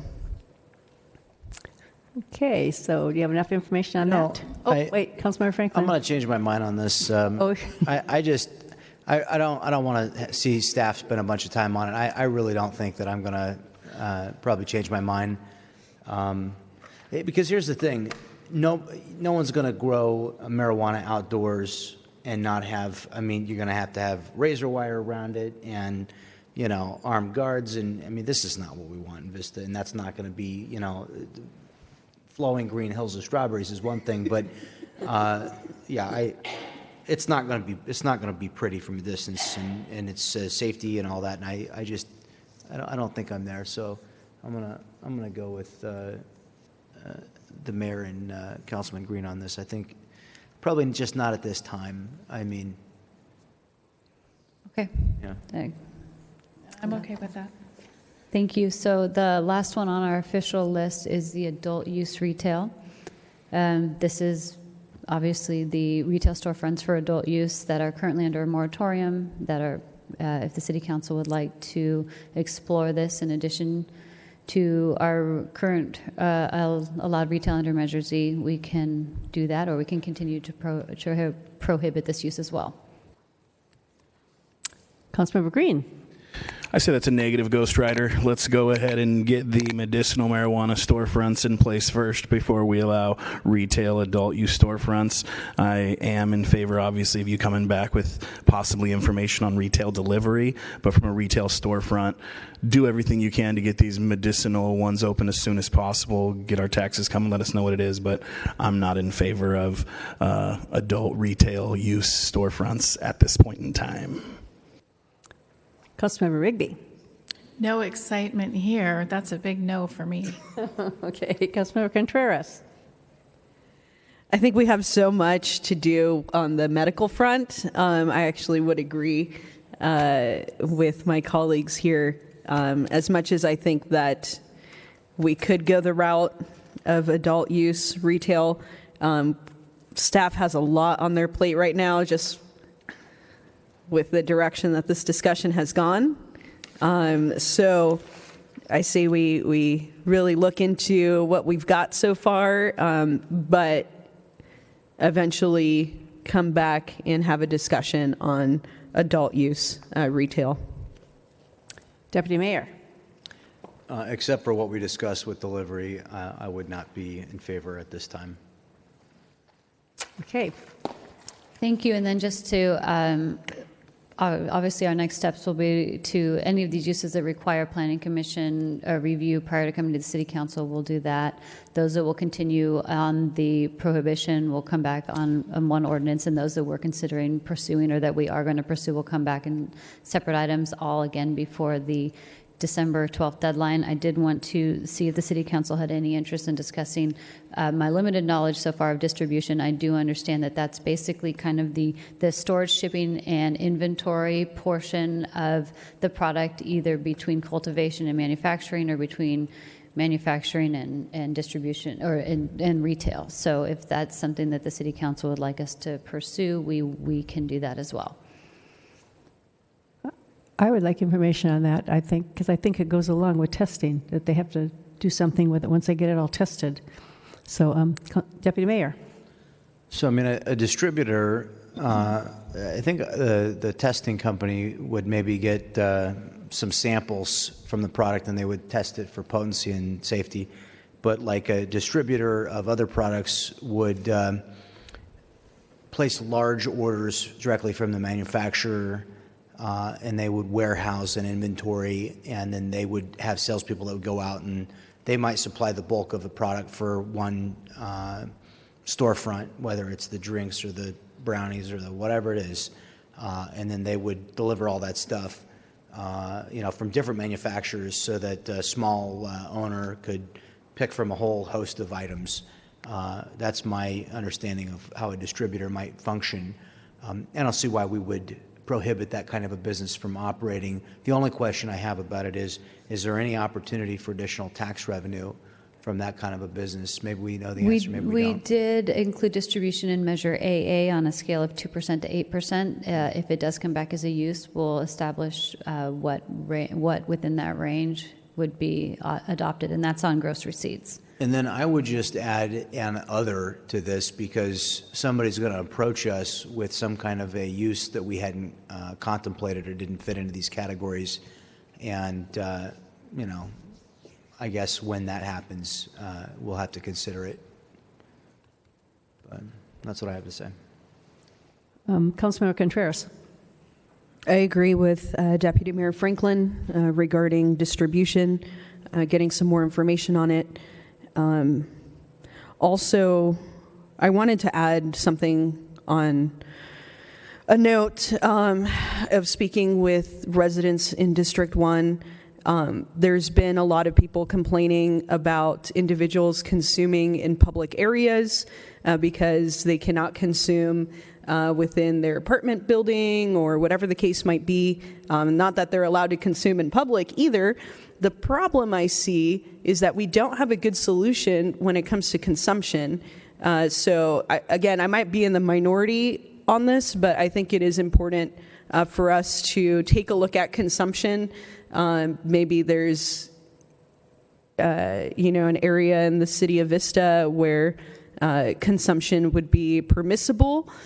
So that way the residents in my district can have a little bit of peace of mind because the individual that continuously, is consuming in public won't, will actually have another place to consume and would be not a nuisance to the public anymore. I don't know if that's a discussion that my colleagues want to entertain, but it has been brought up to me a lot, especially at my last town hall. We had a very long discussion about how annoying it is that individuals are consuming in public. Unfortunately, I don't have a solution outside of a discussion on whether a spot for consumption would be permissible within the boundaries of our city. So if the City Council wanted to pursue that, there are jurisdictions that permit cannabis cafes, consumption lounges. That's something that we could research and bring back to you. Councilmember Green. Okay, so distribution. Hey, distribution. I equate it to there's a company called Markstein that distributes all of our local beer, basically. So I think that it is kind of like a distribution company where we have people who are manufacturing it, and we have a company who picks up from the manufacturers and distributes throughout the, the region or whatever. So for me, I think it's a no-brainer to have somebody authorized to distribute legally to our dispensaries. So from distribution, please bring back more information. Good. From a cannabis consumption location, just to kind of entertain that real quick, I'm a big negative on that, Ghost Rider. Thank you. I would go negative on that too, because we'd had hookah lounges come to us. You guys probably weren't here, but we turned those down, and so I would turn down that too. So, Deputy Mayor. Somebody a couple of years ago had approached me and wanted to talk about opening, in their description, a first-class restaurant that would serve marijuana-infused foods. It was a fine dining experience where I guess sure you left with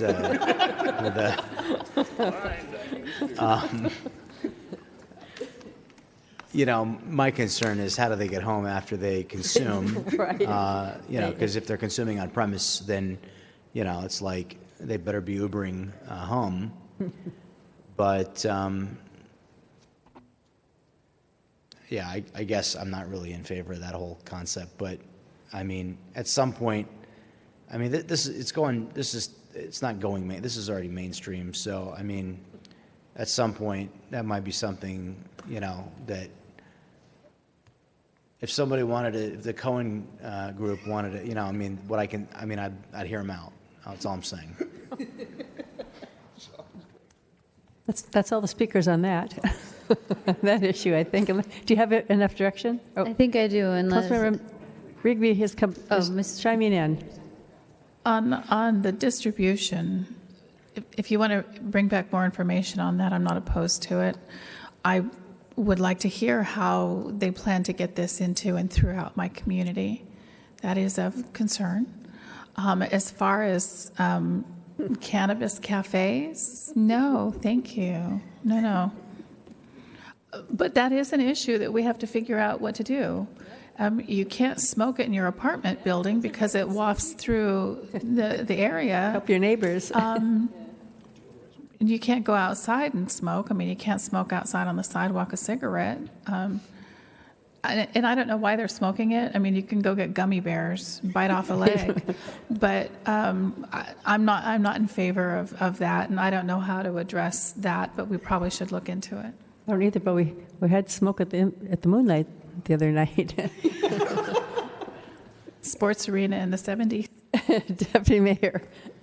You just about get murdered if you tried to smoke a cigar in public these days. I'm certainly not in favor of allowing marijuana to be smoked anywhere in public. Yeah. Okay. Oh, Councilmember Contreras.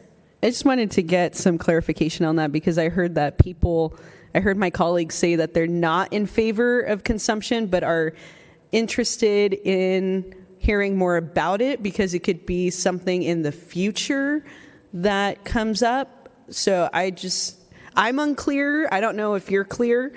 Maybe I heard what I wanted to hear, but so I didn't get any direction to come back with the cannabis. Because I was confused because I heard no, but then I heard like a little bit of a yes for the future. So I don't know. I think if I can just know, but my comment about the situation that you talked about for me would be for medicinal issues. If you have somebody who has a medical card, who has their prescription, and they're not able to consume in their living environment because they chose to smoke it, I don't know how you address that. Help maybe whoever he's buying it from can help guide him into something better that he can use. I don't know how you address that, but I'm not in favor of it being, in public. No. I didn't mean to give you an indication that I was. Okay, yeah, I got a little bit confused there, but thank you for clarifying. So I think we have 4 no's and 1 yes. Majority rules. Okay, got it. Thank you. And if there are no other questions, then this completes Are there our any other presentation, questions? and we will bring back a lot of things to you at a future meeting. Thank you very much. Thank you, Allie. And luckily, you get the next thing also. I was going to say to the council for D2, the CIP, there are no speakers. Do you require a staff report, or would you like to move forward with the motion? I don't need a staff report. I read it. We've had briefings on it. Right. We don't have any speakers with anybody who has any questions on it. So I'm good. Okay, Councilmember Contreras, do you want to hear a report? I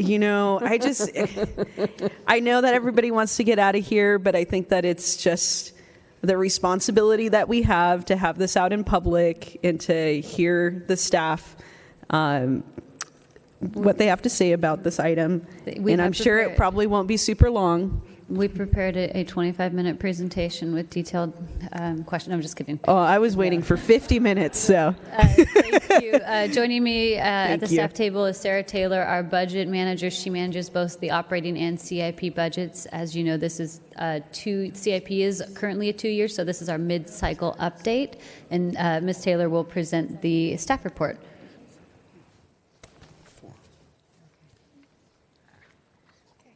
Good evening, Mayor and City Council. The purpose of this discussion item is to provide a mid-cycle update for the Capital Improvement Program budget and recommend revised appropriations for fiscal year 1920. On June 26, 2018, City Council adopted the fiscal years 2018-19 and 2019-20 Capital Improvement Program budget, authorizing appropriations for 2 years.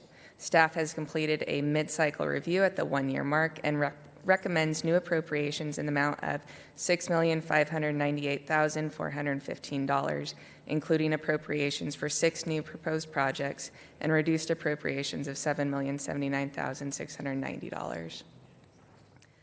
Before discussing the new projects, I'm going to highlight just a few of the accomplishments from fiscal year 18-19. 23 miles of street slurry seal were completed on most of the most deteriorated streets in the city of Vista, including East Vista Way from Beaubier to Taylor Street, which experienced accelerated deterioration after last year's winter storms, as well as a good portion of residential streets. We also did the East Vista Way, added a raised median and a third northbound lane, and an Emerald Drive corridor study. Some completed sewer projects in fiscal year 18-19 also include rehabilitation of approximately 4,100 linear feet of pipe on Hacienda Drive from Thunder to Haymar Drive, as well as upsize and alignment of approximately 1,000 linear feet of pipe from Thibodaux to Watson. Just an update on the progress for Paseo Santa Fe streetscape. Phase 2, as well as the undergrounding for utilities for Phase 3, is anticipated to be completed in 2020. Staff estimates the total cost of the third phase to be approximately $8.87 million. Potential funding has been identified. The city has been awarded $2.5 million Smart Growth Incentive Program grant and is currently in the review process for up to $3.5 million for an Integrated Regional Water Management Program grant, also known as Prop 1. Additional funding of up to $4.1 million is available from former redevelopment dissolution funds that have been set aside for this purpose. Some proposed new projects for fiscal year 19-20 account for about $4.5 million of the new appropriations, and CIP budget detail sheets for these projects are included in Exhibit 3 of the agenda report. Town Site Complete Streets, which was presented to Council on May 15, 2019, will transform Townsite Drive and West Los Angeles Drive to a complete street accommodating all users by constructing sidewalks, bus stop shelters, traffic circles, curb extensions, bike lanes, sharrows, and high visibility crosswalks. A new project has also been created to track the spending of rehabilitation and maintenance of residential streets separately from the spending on the main arterials. Revenue received from the Road Repair and Accountability Act, also known as SB1, will be redirected to this project to rehabilitate the city's residential streets. A new project also proposed for fiscal year 19-20 is a new 10,000 square foot public works facility that will replace the existing 8,000 square foot building and 3 smaller modular buildings that are almost 40 years old.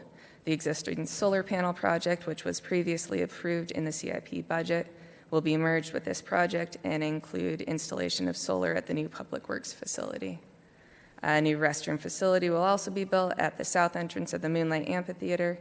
City Council approved funding for this project in the fiscal year 2017-18 year-end fund balance allocation in November 2018. This project is estimated to be completed before the start of the 2020 Moonlight summer season. 2 new sewer projects are also proposed for fiscal year 19-20. The first one is for the replacement of the Buena Vista pump station for the Vista Sewer District, and the other is for small diameter pipeline rehabilitation throughout the Buena Vista Sanitation District collection system. Anticipated rehabilitation includes 40 to 50 pipeline segments averaging 200 feet long. The city will select pipelines to be included with this phase of pipeline rehabilitation using the city's asset management plan and a risk-based approach. To discuss some of the ongoing projects, of the 42 projects appropriated in prior years and anticipated to be carried forward into fiscal year 19-20, 11 have revised appropriation requests. Significant changes include increases to the traffic management project of approximately $1.2 million, and funding will come from traffic impact and traffic mitigation fees to implement high priority projects proposed in the updated traffic congestion management plan. Other significant changes include appropriation reductions of Road Rehabilitation and Accountability Act funding in the street rehab overlay and the street maintenance slurry seal projects, freeing up this funding source to be reallocated to the new residential streets rehab project. Sewer projects with significant reductions include the Vista Carlsbad Interceptor Rehab and Upsize projects due to delay in construction of this project, in which the City of Carlsbad is the lead agency. Appropriations for both sewer districts' portions of the Encina Capital Improvement Program have also been revised based on the Encina Wastewater Authority budget. Revised appropriations for all projects for fiscal year 1920 are $19,313,954. This is $481,000 less than the original appropriations. The chart displays the proposed increases and decreases totaled by category. This concludes the mid-cycle CIP update. I am available, as well as additional staff, for any questions. Councilmember Contreras. Phenomenal presentation. Thank you so much. I move that we need a motion for this, right? Yeah, so I move that we accept staff's recommendations. Councilmember Green. I was just going to thank you for all of the CIP projects that were done. I know everybody in my neck of the woods is super excited. Vista Way from Bovier to Taylor looks amazing. And a lot of the roads back there off of Foothill and Vale Terrace and things like that are finally being re-slurried, which has been a big thorn in my side since I got elected. So thank you so much for getting all this done. And since the motion's already been seconded, I'm ready to vote. Please cast your votes.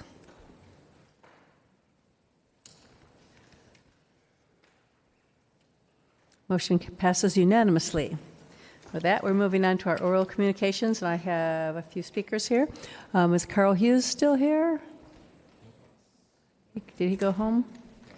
It's past his bedtime, probably. How about Matt? I don't have any last name, just Matt. Oh, he is?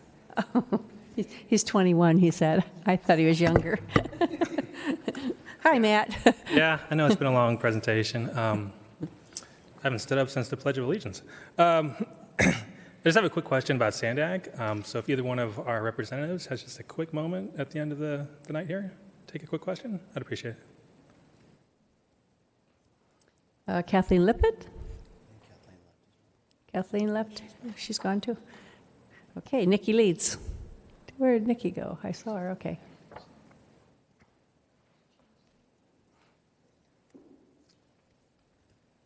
Hi, do you have in front of you the pictures? Okay. So this is a big thank you. I don't know exactly who to thank. There's a picture of a tree that's coming down your way. I was on my way to the post office today, midday, my work day, and I couldn't believe it. I just jumped out and I saw this tree, and I thought, no way are they going to take down this tree. It's too beautiful. And so I jumped out, I took pictures of it, and thankfully there was a city worker that happened to be spray painting the asphalt, I guess getting ready for some sort of utility dig or something like that. And he said, don't worry, they're not going to take out the tree. I just got word that the city's going to leave the tree. So I'd like to know who I can thank for that, whether it was a collective or one of you or all of just thank you. That's a stellar tree. Thank you for listening to the people of the neighborhood. Thank you. It's actually Greg Mayer, our city engineer, who worked with VID to protect the tree. Oh, super. Yay. Okay. The tree is saved. Okay, and that next thing is our remarks, and I'll go first just because I would do this. The Wave Water Park is celebrating its 25th anniversary this Sunday, June the 30th, with a $6.75 admission fee to the Wave that day. The Wave opens at noon on Sunday. The city's Independence Celebration, 4th of July, takes place on July 4th at the Moonlight Amphitheater. Bringle Terrace Park opens at 7 in the morning, and the amphitheater opens at 5 p.m., with fireworks beginning at 9. The event information is available online at cityofvista.com. And on July the 4th, military, fire, and law enforcement, active or retired, receive free admission with an ID to the Wave. the Wave Water Park. Visit thewavewaterpark.com for details. And one more on Saturday, July 13th at Bringle Terrace Park. We're going to host our Summer Fest starting at 5:30 and show the movie Incredibles 2 at 8. So more information is online at cityofvista.com. And then just couple other things. I wanted to congratulate the North San Diego County Young Marines. They announced their 2019 National Unit of the Year. I thought that was kind of a great thing for them, so I wanted to congratulate them. And one other thing on Sandag, on August 13, we're going to have a presentation at our City Council of the 5 big moves. But they're also doing a webinar series, and the first one is tomorrow, June 26 at 12. It's like on the webinar. You have to go sandiegoforward.com/webinars. And then there's another one on July the 10th, and they're doing tomorrow's complete corridors, and they're doing then transit leap, and then mobility hubs and flexible fleets, and then the next OS. So you can find those sandiegoforward.com at webinars if you want to hear more about that, or come to our council meeting on August 13th. And that will be all of my things. So I'll go on down. Councilmember Rigby. Thank you, Madam Mayor. First, congratulations to our young Marines. I've spent some time with them over the years doing different events and some of the things that they do for our community. Well-deserved award. Thank you to all of you who came out tonight to talk to us, to listen to us, to share your time with us, and staff. As always, you do a fabulous job for our community, and I thank you. I did talk about going to the California League of Cities forum last week. And we talked about a lot of different things, but the biggest thing to take away from that is we are 6 months into our 2-year legislative cycle. And in this last 6 months, legislators have introduced over 1,500 bills. And they anticipate before the 2-year cycle is over, they will have introduced over 5,000 new bills, laws, regulations for California. Just putting that out there. This last weekend was the Relay for Life in Vista, and I know that Vista had a city team. I wasn't able to go out this year. I think it might be the first year I've ever missed the relay. I had a couple of other things that I was doing this on Saturday. Sunday was the Highland Games, and I went out on your behalf and the city's behalf. And I understand the Relay for Life was an excellent event, and I want to say thank you to all the staff who participated in that event for the city, and also everybody who helped put together the Highland Games. It was a huge success yet again this year, so thank you for that. There were a lot. I was there Saturday, and oh my gosh, there were so many people there. And the nice thing was it was kind of cloudy, so it wasn't quite as hot, So it was great. So, and I missed the Relay for Life also. I had something that came up that morning, and I couldn't do it. So I was sad to miss that this year. But thank you to the employees that did it. And it's the first year I haven't been there either for a long time. So, Deputy Mayor. Thank you all for the good discussion tonight. Councilmember Green. Cool. Also, thank you everybody for showing up, sticking around the whole entire time, and thank you for the information that you gave us that we didn't know. Definitely appreciate that. Another thing, Nikki Leeds, who do you thank? Thank your community about that tree. So it was all over social media, all over next door. I know all of us probably forwarded it to the city manager and said, hey, what's up with the tree? We would have never known if it wasn't for the community. So know that when you post stuff online or when you message us direct, it's not always going to turn out the way that you want, but we definitely hear you, and we're definitely getting the information up the chain to try to help it out. So yay, community, good job. And then also a big thank you to my colleagues. I love working with these people next to me. We don't always agree on everything, but the difference in opinion and the different ways that our minds work up here works really well for the benefit of our city. So thank you guys so much. Great job. Councilmember Contreras. Again, thank you, everybody. It's 9:22. Y'all are still here. We had, a lot of people come in. Staff is amazing, as always. I know sometimes I can be a little demanding with how much I request, so thank you so much, Patrick, for always listening, and staff for providing the information. And, this last Friday, it was awesome. I was at the Senior Center. They outdanced me. I'm trying to get to, a score of 10 out of 10. And I think one of them gave me a 7 out of 10, so I got like 3 more points to improve until I think it's just like a few more twirls, but fantastic event. Ricky Rivas just like brought down the house. And then I, did the trash walk with Only Losers Litter this Sunday. And over there at the Walgreens off North Santa Fe across from the 7-Eleven, we picked up at least half a dumpster full of stuff. We have a fabulous community, and we are responsible up here to make sure that we always improve quality of life. And so, fleshing out the discussions as we have, people are thrilled about it. I'm thrilled about it, and I just again want to thank my colleagues for all the fun that we have up here and the serious decision making that comes out of it. New York City Manager. Thank you, Mayor. I wanted to point out for Relay for Life, Sarah Taylor, who just presented the CIP to you, as well as Edie Amato from Human Resources, were our captains for the city booth, and they ended up winning the Spirit Award. Oh, so nice. Very cool of them. A lot of hard work, and a lot of employees showed up and donated and walked laps. And to Councilwoman Rigby, it's a good thing you weren't there in a sense, because the track was horrible this year, and we wouldn't have wanted you to get injured. So, moving on to my comments. I already did that. The city offices in the Vista Library will be closed on July 4th in observance of Independence Day. So trash collection will be delayed both on Thursday and on Friday. And our next council meeting, official council meeting, will not be until August 13th. So, thank you. How about John Stone, our attorney for the evening? Nothing. City Clerk down there? Kathy? Claire? No, nothing? No. Okay, then with that, at 9:24, we are adjourned.